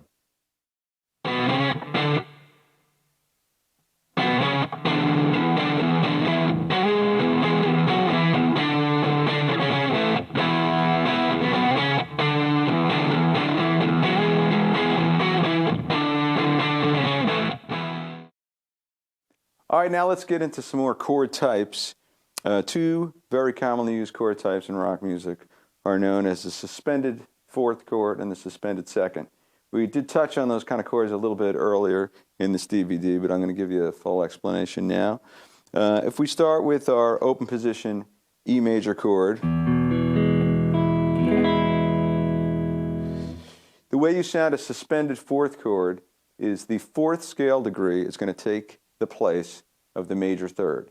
So in the key of E, the major third is G sharp. If we start from E, our root note, and ascend in an E major scale, we have E, F sharp, G sharp, that's the major third, A is the fourth, B is the fifth. So when you normally play an E major chord, you've got the notes E and G sharp, the root and the major third.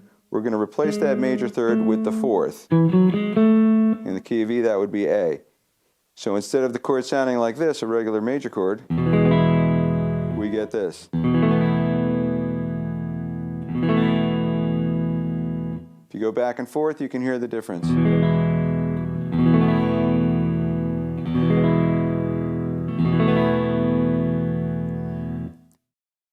All right, now let's do the same thing with an A chord. So this would be a fifth string root chord. We start with our A open position major chord again. And in this case, C sharp is the major third of A. Here's A, root note, B is the major second, C sharp is the third. We're going to replace that third with the fourth. In the key of A, that would be D. 1, 2, 3, 4. So this is an A major chord. To sound A sus 4, we replace that C sharp with D. Go back and forth, A major, A sus 4.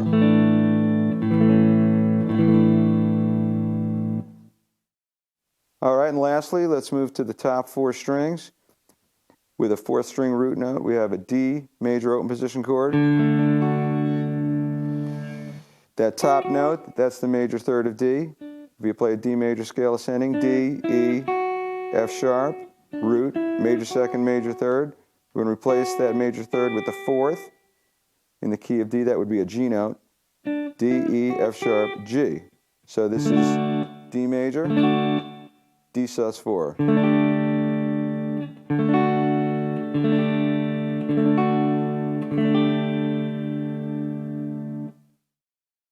One, two, three, 4.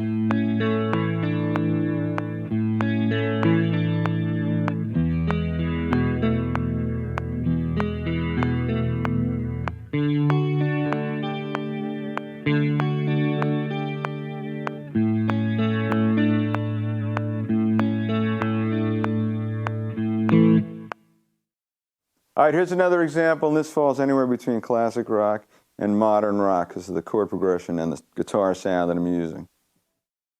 1, 2, 3, 4.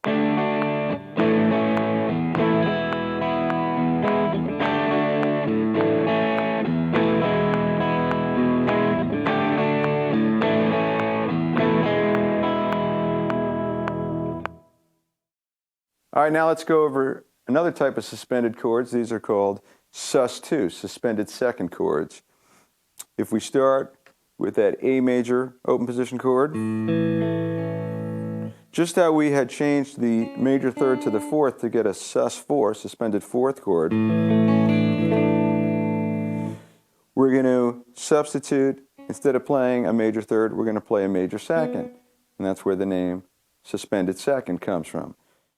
So instead of playing the notes A and C sharp at the top of the chord, we're going to play the notes A and B, because B is the major second of A. If you're playing your A major scale ascending, you have root, major second, major third, fourth, fifth, root, major second. That's a B note. So that's where we get our suspended second. You replace the major third with the major second. So instead of playing this, we're going to play this.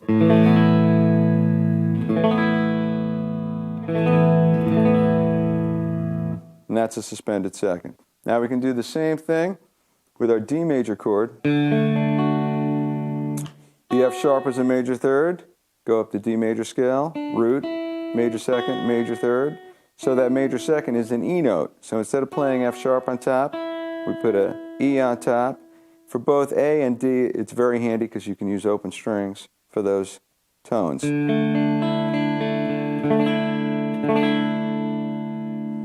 Now if we move over to an E major chord, the 6th string root version, because with A that was a 5th string root, and with D that was a 4th string root. E, 6th string root. You play an E major chord, and you go up the E major scale, E, root, F sharp's the major second, G sharp's the major third. We know that we need to substitute that major third for a major second. But in this case, there's no F sharp note that's an open string, and we don't want the sound of that G sharp ringing also. So you have to use a different kind of a fingering. If this is E major here, to play E sus2, I'm going to play it like this. And the way I do that, index finger on the 2nd fret of the A string for the B, pinky on the 4th fret of the D for the F sharp, and then the bottom of the pinky is muting the G string, and then I have the top 2 strings ringing.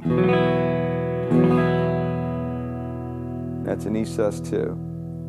All right, here's some musical examples that utilize these chords. All right, you hear these type of sus2 chords all over the music of 80s new wave. And you still hear it today, of course. So this next example is going to bring to mind the sounds of everything from the Police and the Pretenders to the Beatles. 1, 2, 3, 4.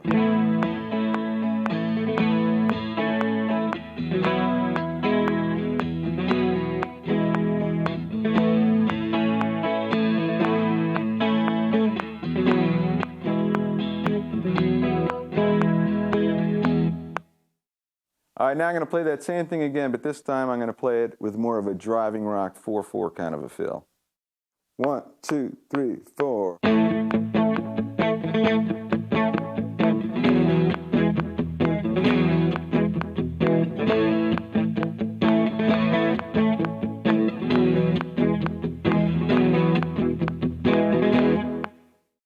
All right, what I'd like to do now is we're going to take the concept, this is conceptual now, so get ready.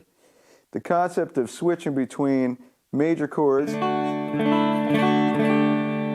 and the 2 different types of suspended chords, major, sus2, and sus4, and we're actually going to turn that into a lick, a repeated lick that's going to be played over a chord progression. So the chords will change under the lick as the lick is repeated.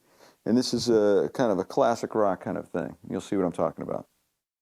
1, 2, 3, 4.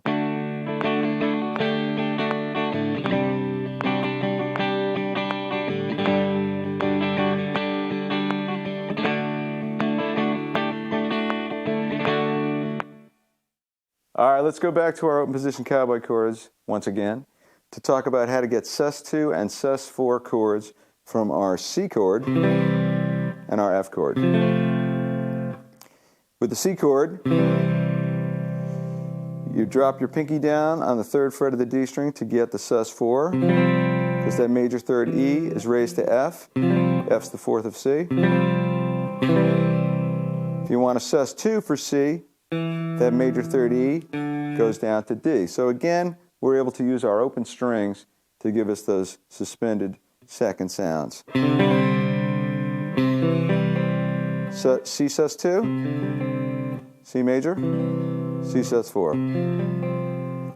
Now we can do the same thing with F, exactly the same thing. Play an F like this. To get sus4, you bring that pinky down on the 3rd fret. A goes up to B flat, the 4th of F. And to get sus2, that A goes down to the open G.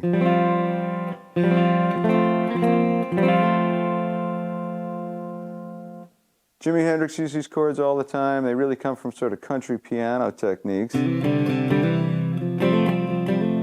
they're time-honored country techniques to use on the guitar as well. Here's an example. 1, 2, 3, 4.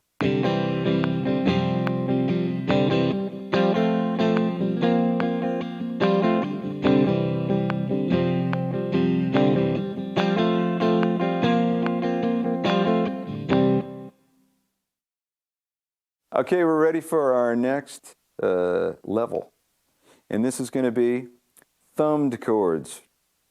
This is a technique that all kinds of classic rock guitar players, guys like Jimi Hendrix and Jimmy Page, Jeff Beck, Eric Clapton, all those guys, instead of playing 6-string bar chords, 6-string root bar chords, oftentimes they would fret that 6th string with their thumb wrapped coming from around the top. And it's not technically the correct way to play, but it's such a useful technique. I think it's something that everybody should learn how to do. It's not hard to do, and it's just another tool in the arsenal that you can whip out every once in a while. And the great thing about it, the thing that makes it so good, is it frees up your other fingers. You can have your root notes of the chord locked in with your thumb, and then you can use your other fingers to do all kinds of different things. You can play single notes, you can play different chord voicings and embellish those chord voicings with little melodic figures. Just take a listen to Little Wing or Castles Made of Sand, or Jimmy Page is playing on just about any Led Zeppelin album, and you're going to hear that exact thing. So first of all, let's start with the most basic chord, an A major chord with a 6-string root. But instead of playing it like a typical bar chord like this,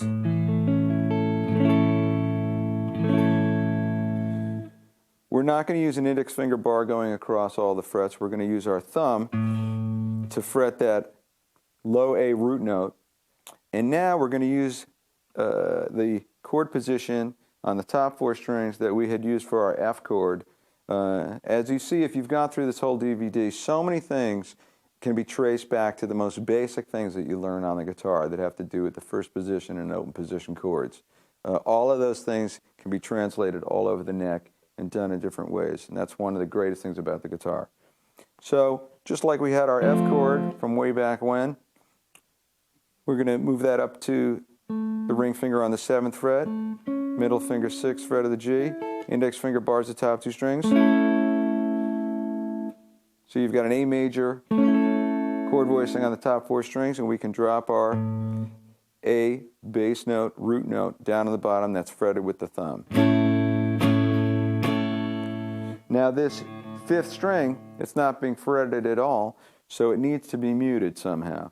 And that string gets muted in 2 different ways. One way it gets muted is when you're fretting the 5th fret of the 6th string with the thumb. You want a little part of the thumb to be touching the A string so it mutes it. And also, when you're fretting the rest of the chord, the tip of the ring finger that's fretting the 7th fret of the D string can also get in the act and mute it too. So it's being muted by both the thumb and the ring finger. And that way, if you really think about it, make sure you do it that way, you could really hit the chord hard. You don't have to worry about getting that A string ringing in there. So practice fretting that chord, strumming each note so it sounds clear, and then move it around.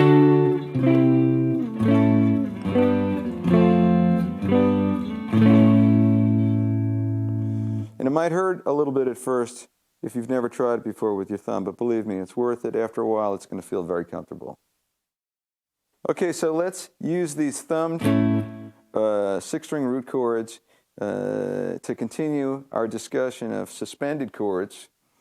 When we were playing our E major chord in open position and we wanted E sus4, we played it like that. That major third that was fretted on the G string moved up 1 fret to the 4th.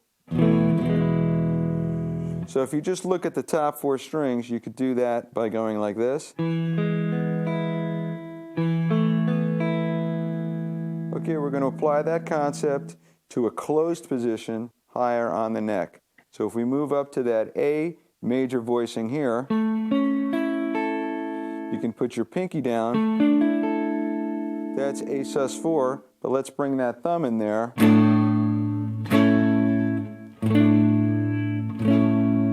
And this takes some practice to be able to get those notes all clear with the index finger bar plus the thumb, all those notes. You got to make sure that these fingers are all standing up as straight as possible, not leaning down at all, because that would mute out the strings as you go higher.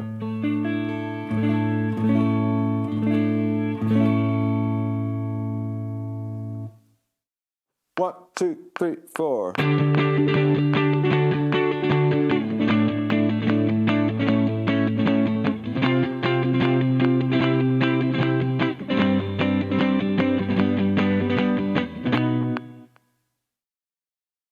All right, as I mentioned, one of the greatest things about these thumbed root note 6-string root chords is you can play little melodic figures while holding a chord form to add melodic interest or harmonic interest by bringing other chord tones into the mix.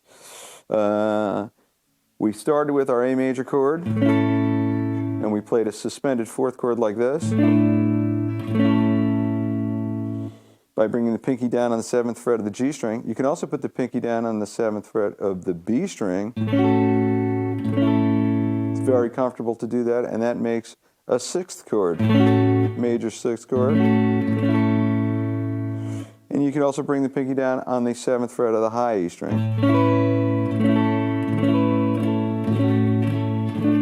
When you do it on the high E string, that's known as an add 9 chord. And the reason it's add 9 is because B is the 9th if you were going up your A major scale. 1, 2, 3, 4, 5, 6, 7, 8, 9. B is the 9th.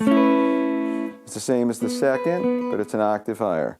So you have A add 9, A6, A sus4. All right, here's the musical example that shows a typical way to use the pinky to play a little melodic figure while holding the chord the entire time. 1, 2, 3, 4.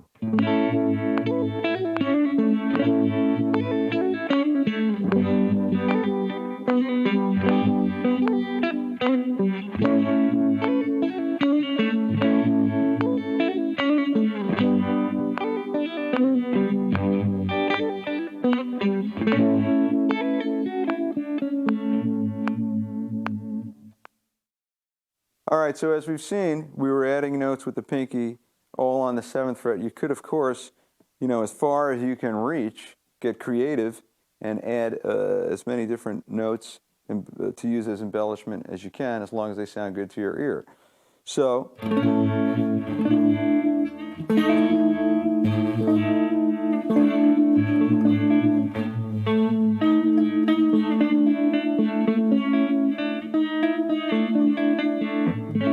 that's an odd one. That's a flat 5.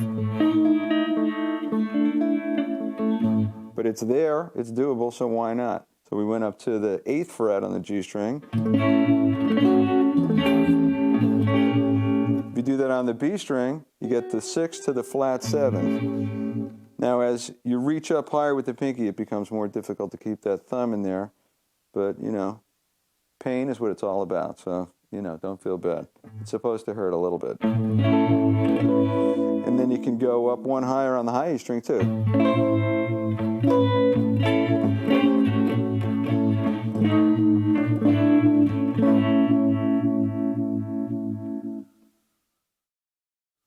All right, and we can, of course, do the same thing with a minor chord. The way to play a minor chord using this type of voicing is instead of playing that A major voicing like that, just as we had played F, we had F minor like this, by barring across the top 3 strings with the index finger 2 frets lower than the ring finger. So let's do the same thing up in A. That's A minor. Bring that thumbed root note in. And you can apply the same concept by adding the pinky to the 7th and 8th frets on all the top 3 strings.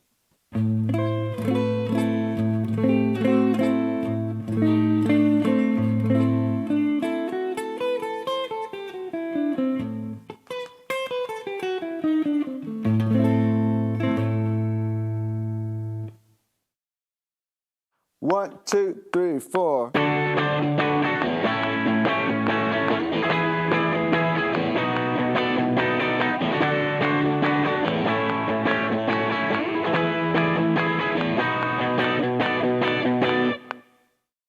Okay, I threw in one little variation on the end there. Instead of just fretting one string with the pinky, be it the B string or the G string or the high E string, I did a bar with the pinky. So if I was playing a B major, I laid the pinky across the 10th fret on the B and high E string. And this gives you a really nice B7 sharp 9 voicing.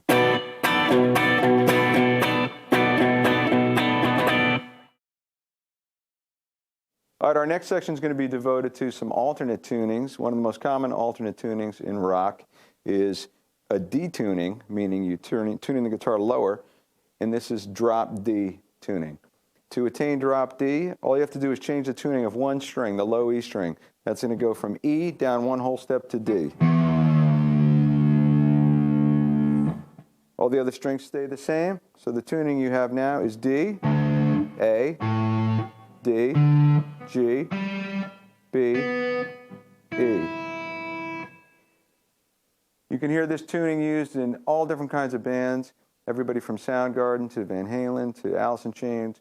Some of those bands like Van Halen and Alice in Chains like to use this tuning down an additional half step because their normal tuning wasn't concert pitch E, it's E flat. So they start from E flat and go down a whole step from there. So that would be like D flat, drop D, or drop D flat. But I'm going to play some examples right now of drop D. 1, 2, 3, 4.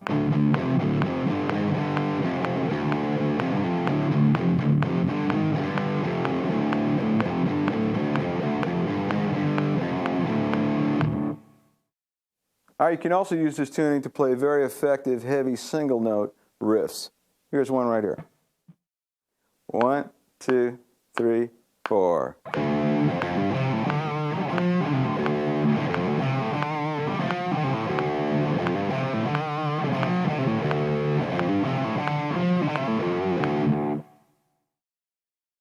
Another great thing about drop D is you can get sus2 chords.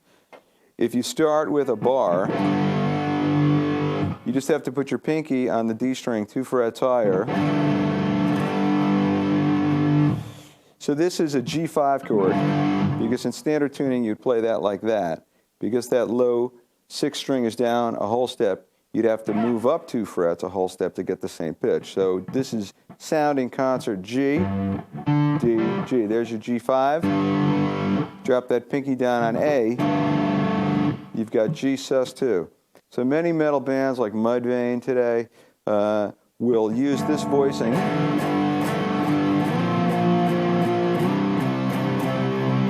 You can also hear this on Smashing Pumpkins records and just about anywhere people use drop D because it's so handy. It's such a cool thing to do. Here's an example. 1, 2, 3, 4.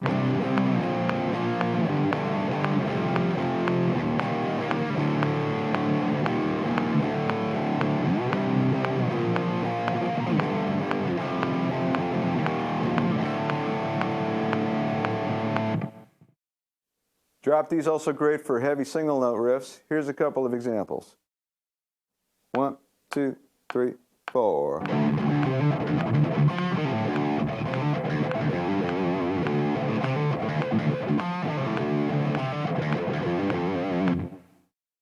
All right, in a lot of these speed metal and black metal bands, you'll get these rhythm figures where you'll hear guys down picking very fast on the low strings, all downstrokes. Okay, that definitely takes practice, unless you grew up playing in a punk band for most of your life. So you can make that something that you can work on specifically, just down picking as fast as you can. Here's an example. 1, 2, 3, 4.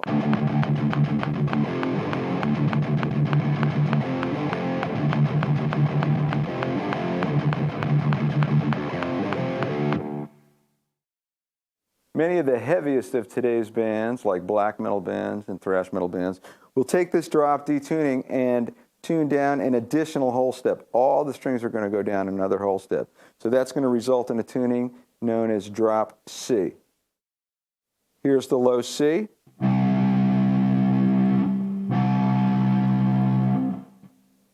This note is G, A down a whole step.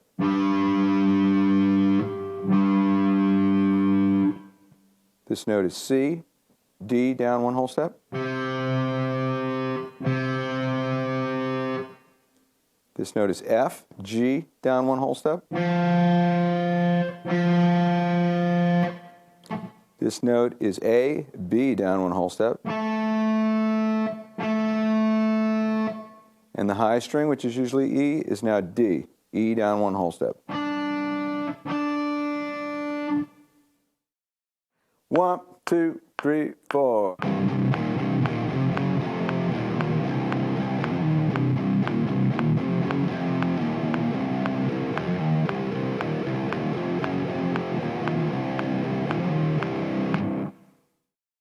One, two, three, 4.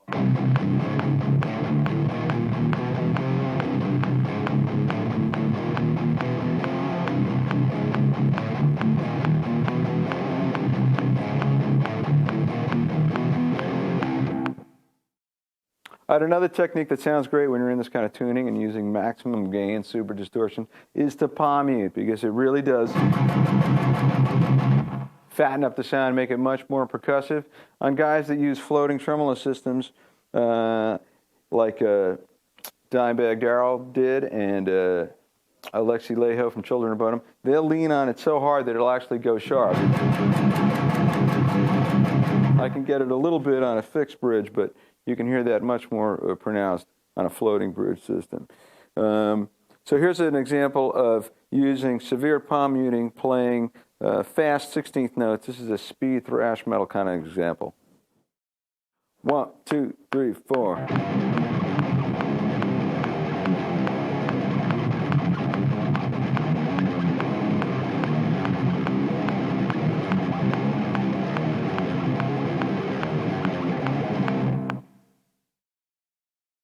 Okay, we're now ready for part 2 of the advanced section. We're going to get into some soloing, and let's start with some pull-off and hammer-on exercises to strengthen our left hand and get our left hand dexterity together. Okay, we're going to begin with a series of exercises that entail pulling off from the ring finger to the index finger to an open string. And this is sort of going to be in the key of E. It sounds good over the key of E. We're going to start with the A note, fretted with the ring finger. Pull off to G, fretted with the index finger. And then that G with the index is going to pull off to the open string. There are 3 notes, so we're going to do it as a triplet. And I'm going to pick each time, just pick the A note and pull off the other 2 notes.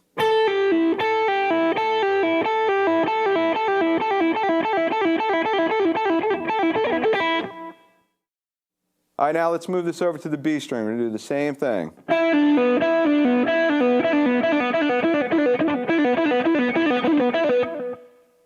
And if you do those 2 strings together, alternating,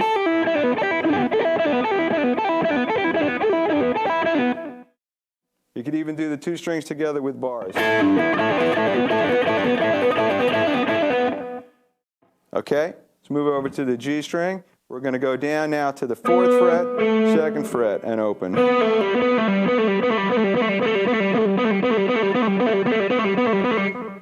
Run them all together.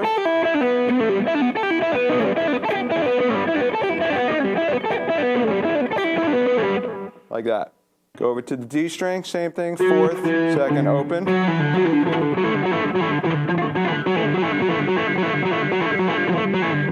Same thing on the 5th string.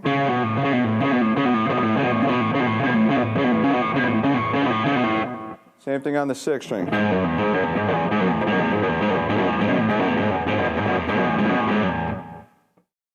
You can, of course, do the same exercise ascending. This would be a hammer-on exercise. Start with the low E string, hammer on with the index finger to 2nd fret, and then the ring finger is going to come down on the 4th fret.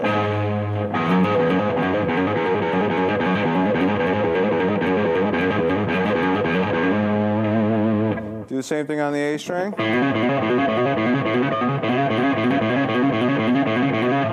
Run those 2 strings together.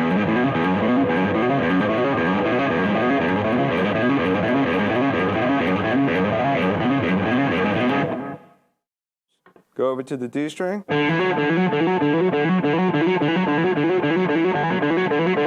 G string. Go over to the B. And now we're going to go 3rd fret, 5th fret.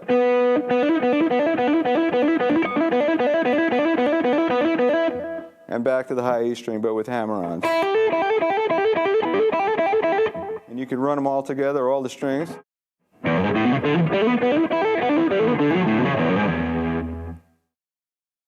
All right, now let me show you a few more exercises that combine doing hammer-ons and pull-offs to strengthen your left hand.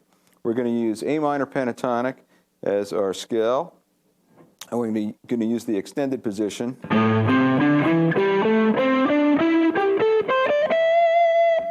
Okay? Including open E and G.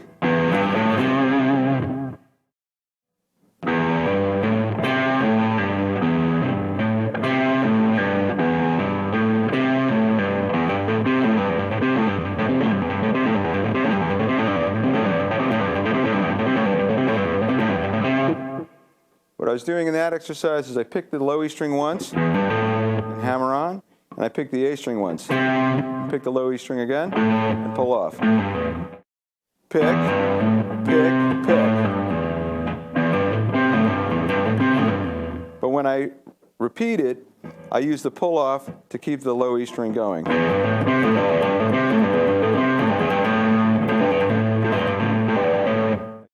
Next shape would be like this.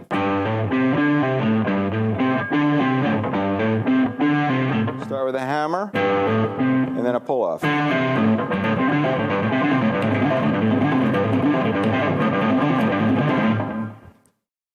Okay, now we're going to move up. We're going to hammer on from A to C, and then we're going to pull off E to D.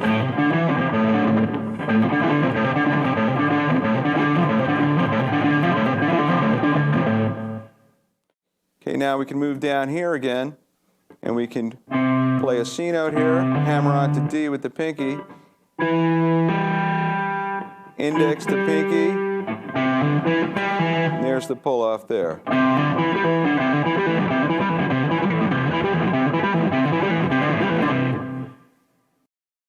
Now what I'm trying to accomplish with this is come up with different fingering combinations where I have to hammer on or pull off, so it's going to strengthen the fingers in different ways. I'm not only going index to ring, I'm going index to pinky and then index to ring, or middle to pinky and then index to pinky, different combinations, and that'll strengthen your left hand. So continue this process, going one note higher in the A minor pentatonic scale each time. If you went to D here, you'd have...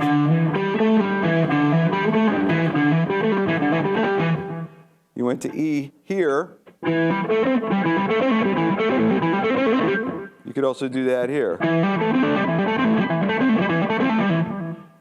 That was starting from E, then you're starting from G. Then we're going to start from A. Then And then from C.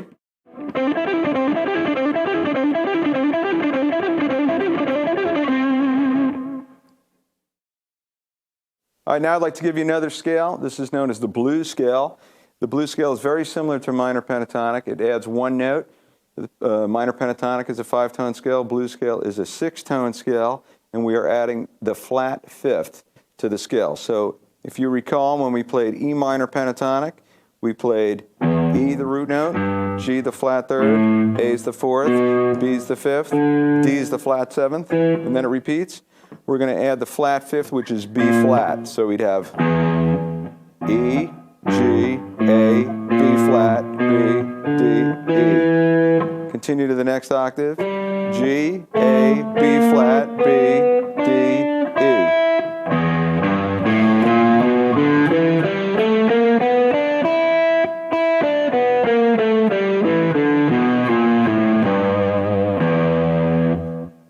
Now I'll show you an extended position of that, traversing the fretboard.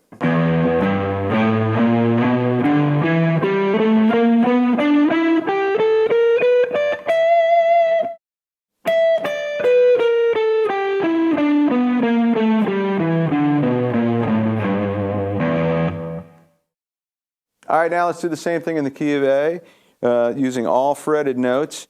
We can do this in an A box position, meaning all the notes are going to fall within the 5th fret and the 8th fret.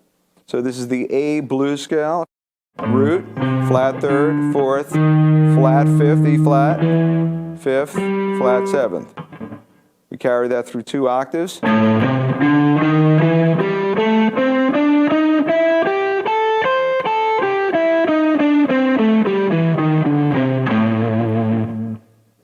Now let me show you that in an extended closed position. All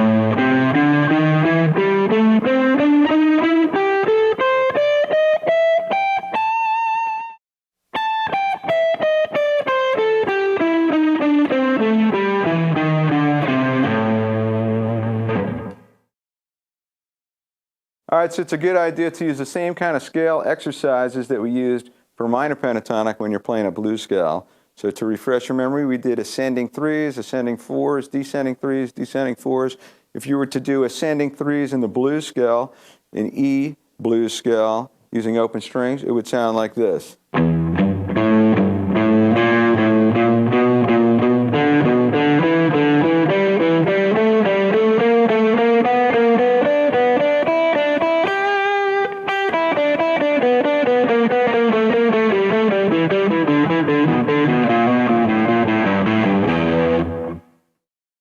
If we did that same thing in the A blues scale without using open strings, that would be like this.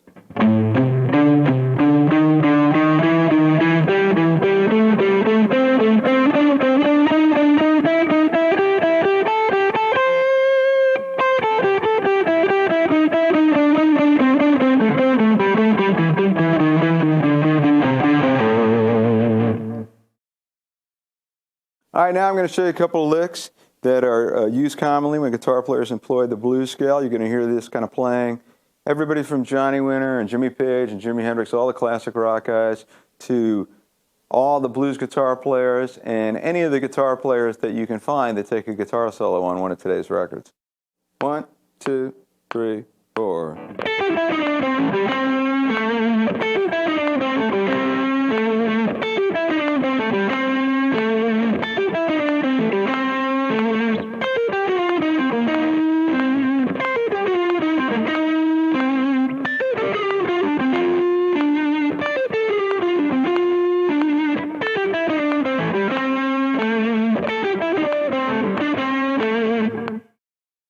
All right, so I started off in that A box position, moved up to C, and then to D.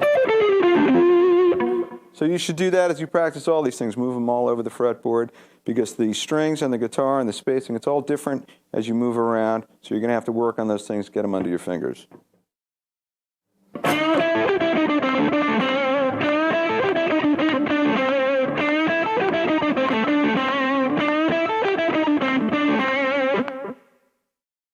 One, 2, 3, 4.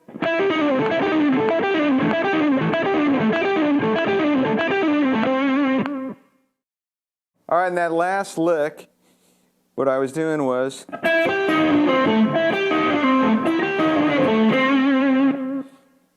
I go index, pinky, 5/8 on the B string, but the pinky immediately rolls over to the 8th fret of the G string, and I pull off pinky, 8th fret, ring, 7th fret, index, 5th fret, and end with the A note, 7th fret of the D string. All right, in this next lick, I'm going to use a technique closely associated with Jimi Hendrix, where you bend a note up on the B string.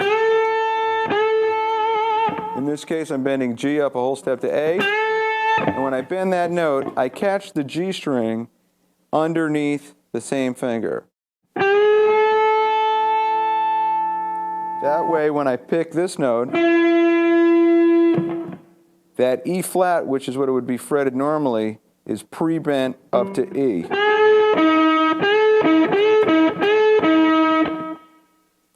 Then I come down on the bend.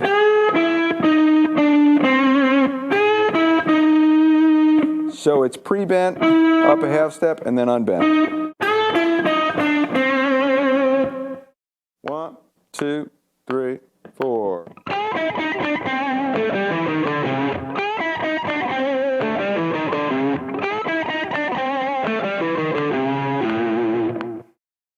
Now I'm going to move my position of A minor pentatonic up to 10th position, and I'm going to use what's commonly referred to as the BB box. Now the BB box oftentimes uses notes that are not strictly within minor pentatonic, but for our purposes they're going to be strictly from the A blues scale.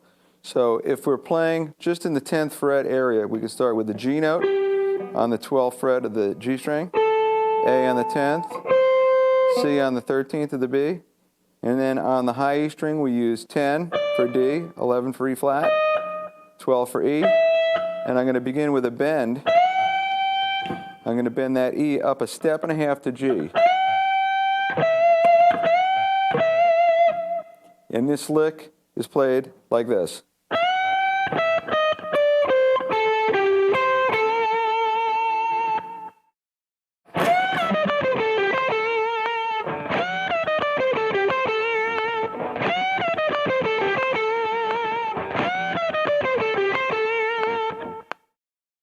All right, let's wrap up our discussion of the E blues scale with some licks played using open strings. And this is the kind of sound that you hear Stevie Ray Vaughan do all the time. It's a great sound. We start with the open A string, hammer on with the index finger. Index finger is going to slide up one fret. Pick the open D. We fret that B again with the index and slide down to B flat and then pull off. And then fret a low G.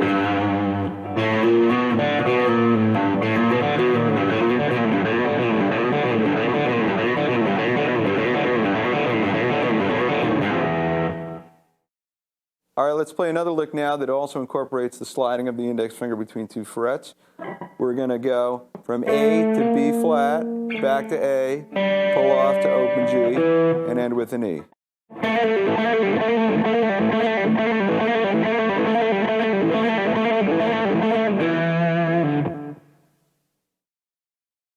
All right, let's talk about another rock guitar technique that's very prevalent, and these are known as trills. What a trill is, besides, you know, the trill of success. Oh, sorry. Pete said the trill is gone, so anyway.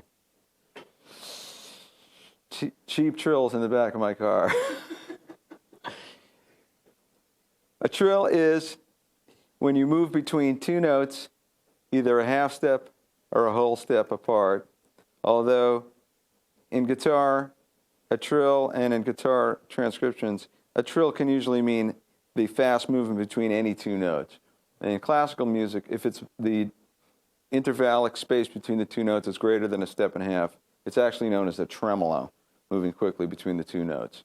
But we're just going to call them trills and refer to them as trills. So let's use A minor pentatonic again as our basis, and we're going to begin by trilling from G to A. So you fret the G note with your index finger, and then you're going to quickly hammer on and pull off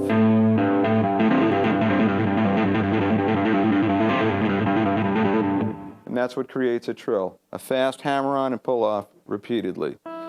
Now we can move up to the A note, and we're going to do this between the index and the pinky, which is another great way to practice trilling.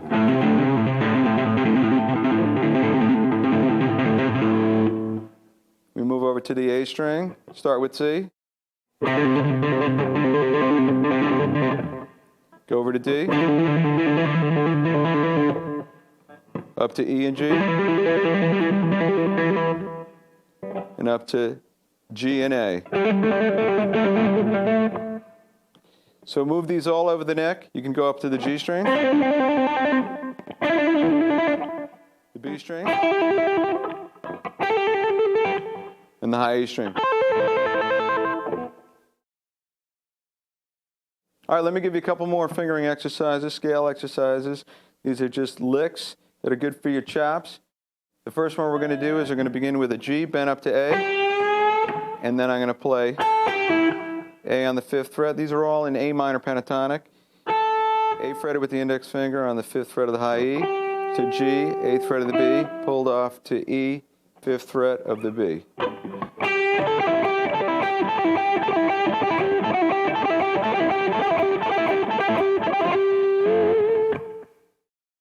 Let's play a similar lick starting with the C note. So instead of going a G bent to A, we're going to do a C, just bend a half step to C sharp. And that sounds like this.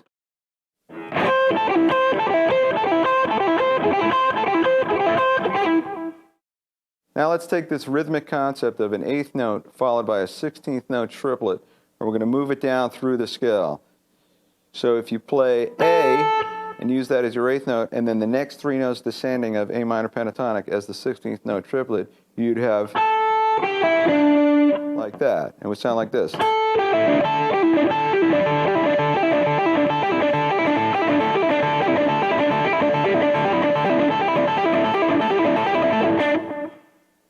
As I speed up, that rhythm changes. It all gets kind of compressed. But you could practice it both ways.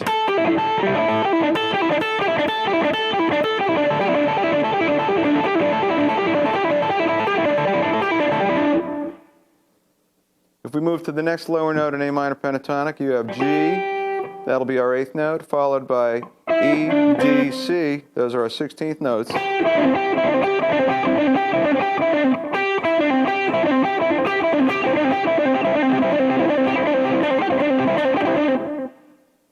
Then we can go to E, followed by D, C, A.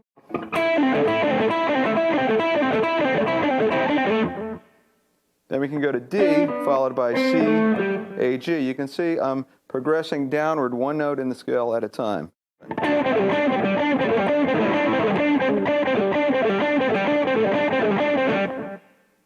Then start with C, A, G, E, D, and C.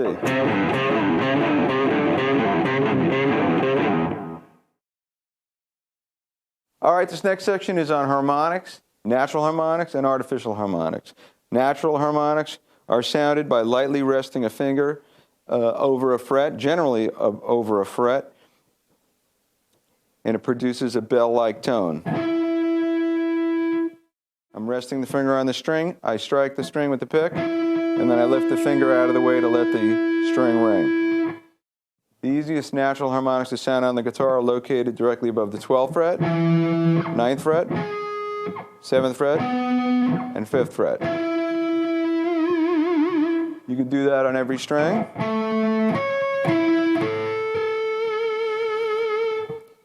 When you strike the 12th fret harmonic, you get the fundamental, the same note as the string open. When you strike the 9th fret, you get the major third. In this case, it would be G sharp. Strike the 7th fret, you get the 5th. 5th of E is B.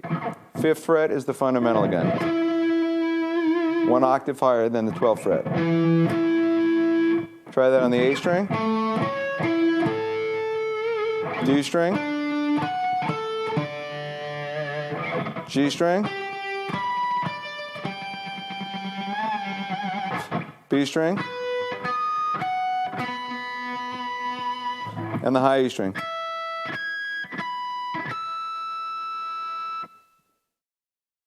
Now there are a whole load of other natural harmonics that you can find as you move down from the 5th fret towards the net. Let's go to the ones that are most findable. 5th fret, 4th fret, 3rd fret.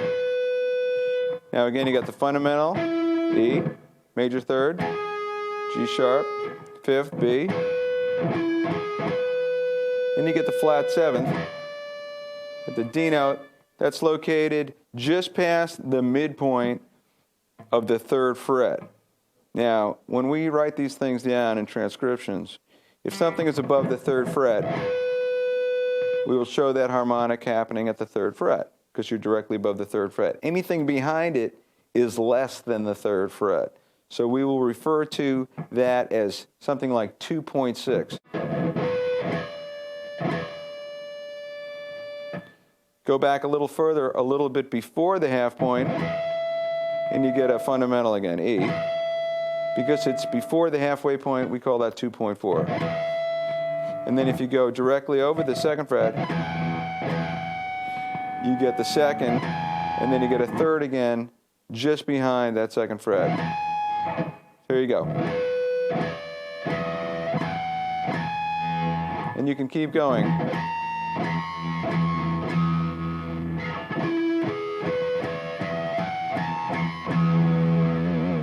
Do that in the A string.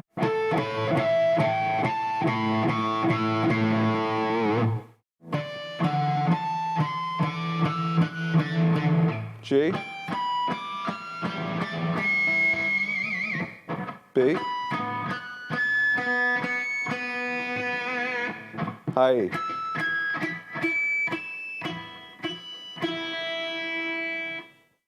Natural harmonics are great. They're really fun, and you can get creative with them and play melodies and riffs. Here's a little scale that you can play in E minor. We're going to start 5th fret of the G, 7th fret of the B, then we go to the 12th fret of the high E.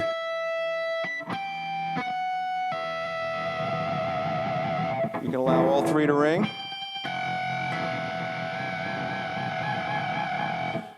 And you can continue another process. This is fun, where you go between the 7th fret and the 12th fret, but you skip strings, non-adjacent. So you can begin that with the thing we started with. Play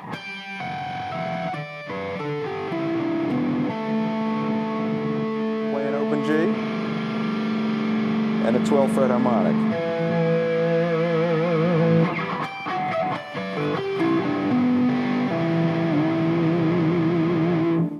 You can also strum across all the strings.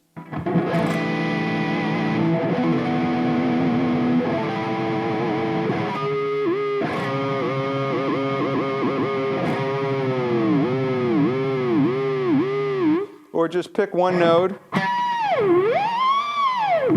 go down on the arm, bring it back up. All right, now let's talk about a technique known as pinch harmonics. Pinch harmonics are done with fretted notes. So these are artificial harmonics. They're not natural harmonics. Natural harmonics are done with open strings. A pinch harmonic is executed by getting some of the fleshy parts of your finger into the pick attack.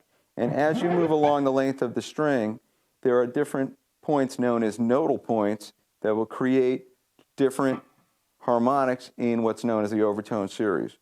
Now, you can also do this by doing what's known as a touch harmonic.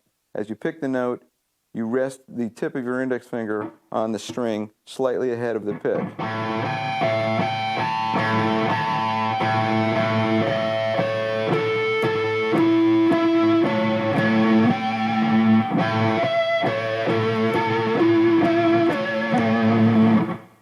When you do a pinch harmonic, you accomplish the same thing, but in a more aggressive way by getting some of the pick and the edge of the thumb into the pick attack.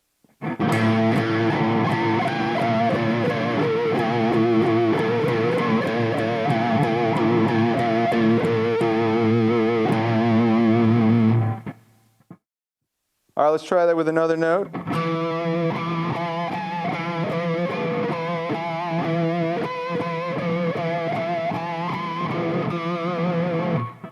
On the D string.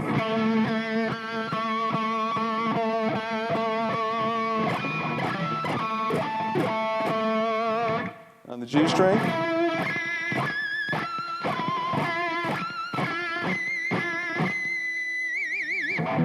On the B string.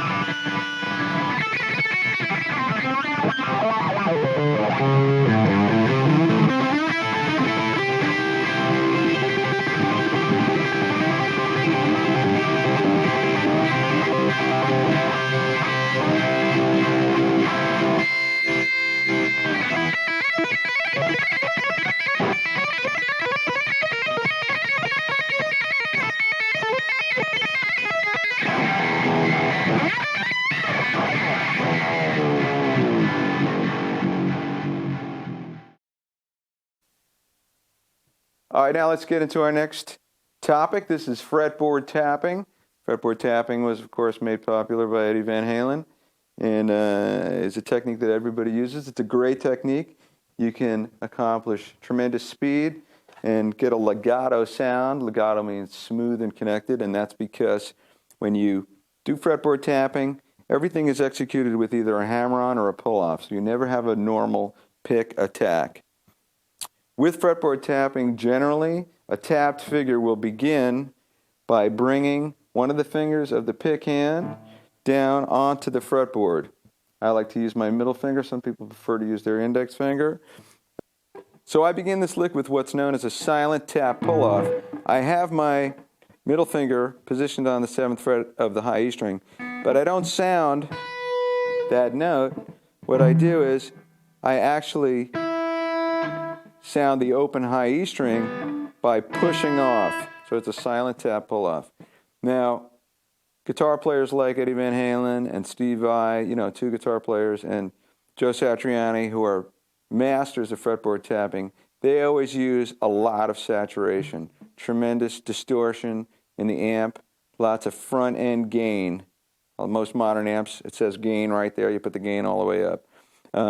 They also prefer to use light strings. This guitar is set up with a standard 9 set. These things facilitate playing tapped figures, and that's the primary reason why those guitar players do those things. All right, so we begin with the silent tap pull-off to open E, and then the index finger of the fret hand is going to come down on the 3rd fret of the high E string, and then I'm going to come down with that tap, but it'll be audible, so it's like this.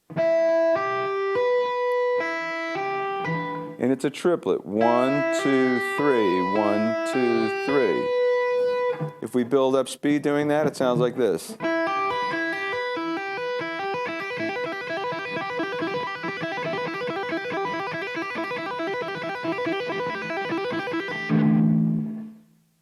Now let's do a slight variation on that. I start with an audible tab and a pull off to E. And then I'm going to hammer on to G and come off to the E also. So this is a 4-note figure. It's 16th notes.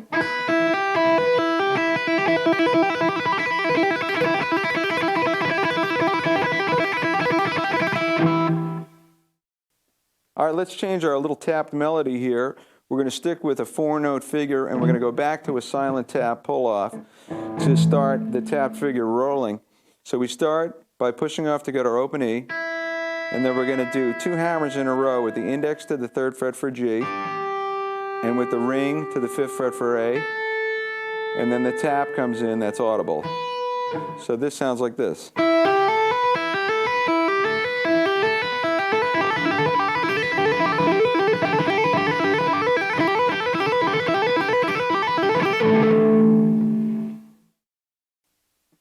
All right, our next figure takes the same idea and turns it into a sextuplet, a 6-note figure.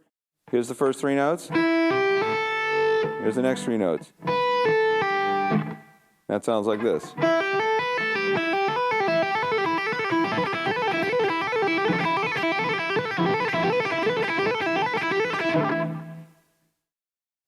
Now let's take the same exact idea, but we're going to move up to the next 3 fretted notes in E minor pentatonic.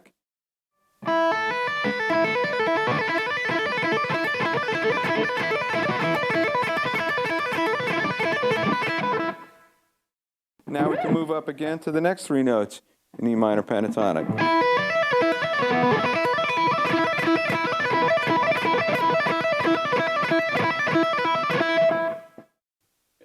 All right, now let me demonstrate a tapping figure that's a little more complicated. We're going to incorporate 2 strings at a time. I'm going to start with a tap, pull off to A, and then hammer to C. This lick's in A minor pentatonic. But then I'm going to come down on an A note on the B string, and that's going to enable me to get the B string into the act and start rolling. And then I go back to the tap on the E string, so we go back and forth.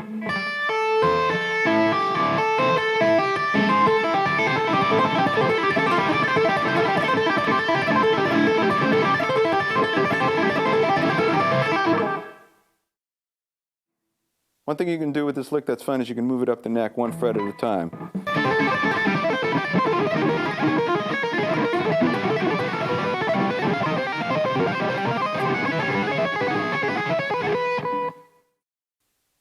All right, here's another technique you can do with tapping where the fretted notes don't stay the same, but the tapping note does stay the same. So in this example, I'm going to move the fretted notes down 1 fret at a time. The tapping note will stay the same until the end, very last figure.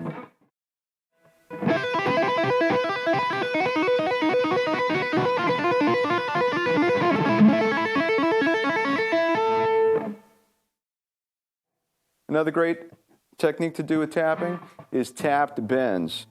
You pick a note and bend it, and then you plant your right hand finger down so that the note sounded is much higher than the normally bent note. Check this out.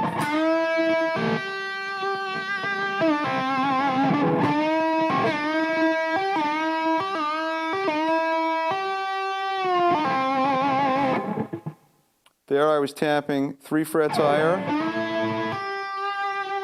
but because the string's already bent, you're hearing the sound of G. So if I tap a G, but bend up a whole step, you'll hear an A.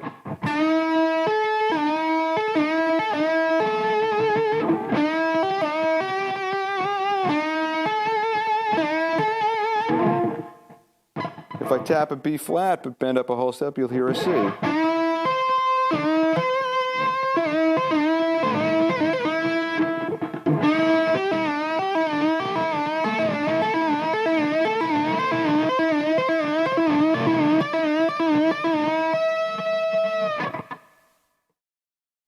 For our last tap figure, we're going to descend 2 strings at a time. The scale that this tap lick is based on is A Dorian.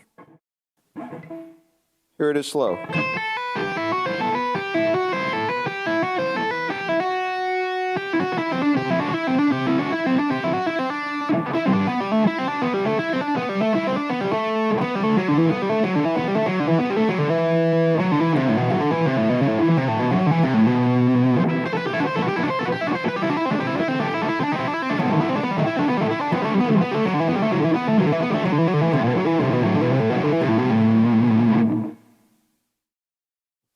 Okay, now we're going to talk a little bit about sweep picking. Sweep picking is a technique that got very popular around the time of neoclassical metal, guitar players such as Yngwie Malmsteen. And this is emulating the sound of these fast arpeggios that were normally done on the piano or on the violin in classical music. Very prevalent in the music of Paganini, Nicholas Paganini, who Yngwie was a tremendous fan of. So here is one sweep picking technique, and what we're going to do is we're going to play all the notes of an A minor arpeggio in this one position.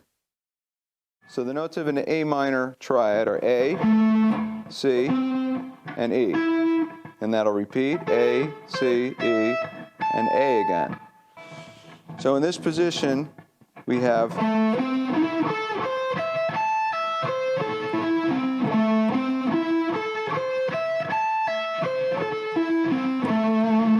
those are the notes we're going to sound.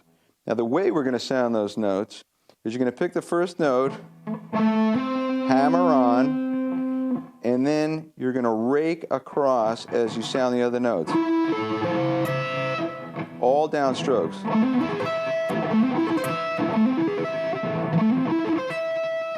Like that. That's why it's called sweep picking, because it's like you're sweeping across the strings. It's also known as a rake.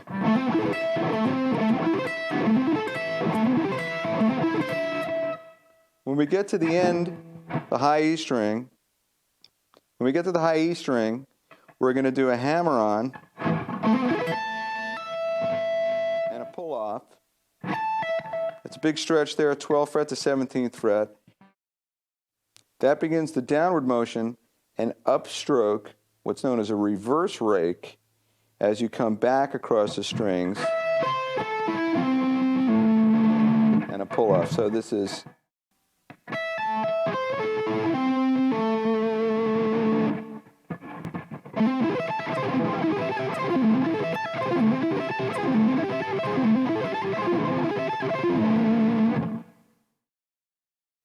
I'm just going to show you a couple other techniques that are handy with a guitar like this. With a Floyd Rose guitar, there's something that is sometimes referred to as boinging.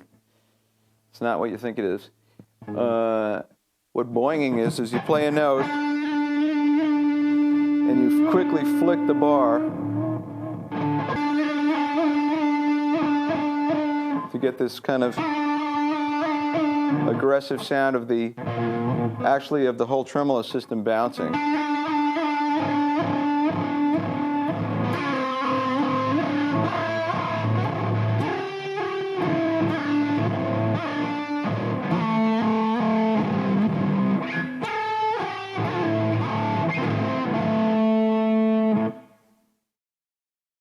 Another cool thing to do with a Floyd Rose, especially with this type of Floyd Rose, you can see it's scooped out in the back, and Steve does that for a specific reason. When the bar is pointed forward and you push down, the note will go down. And this guitar is set up specifically so the strings will go completely slack, like they're hanging off the guitar.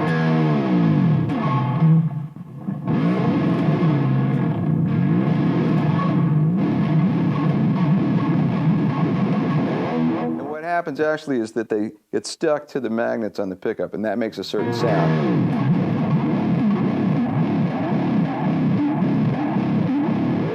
Very beautiful sound, by the way. If you push down on the arm when the arm is pointed backwards, though, the note doesn't go down, it goes up.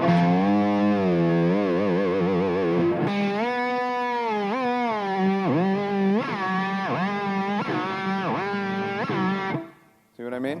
So you can do that kind of a thing.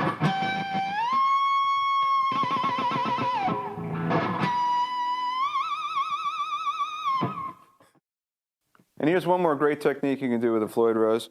And you can also do this with any kind of tremolo arm guitar, but it works especially good with this kind of guitar. You can hammer the notes of a scale, meaning you just land on the fretboard. And as you land on each note, you do what's known as a dip with the bar. You quickly depress it and come back.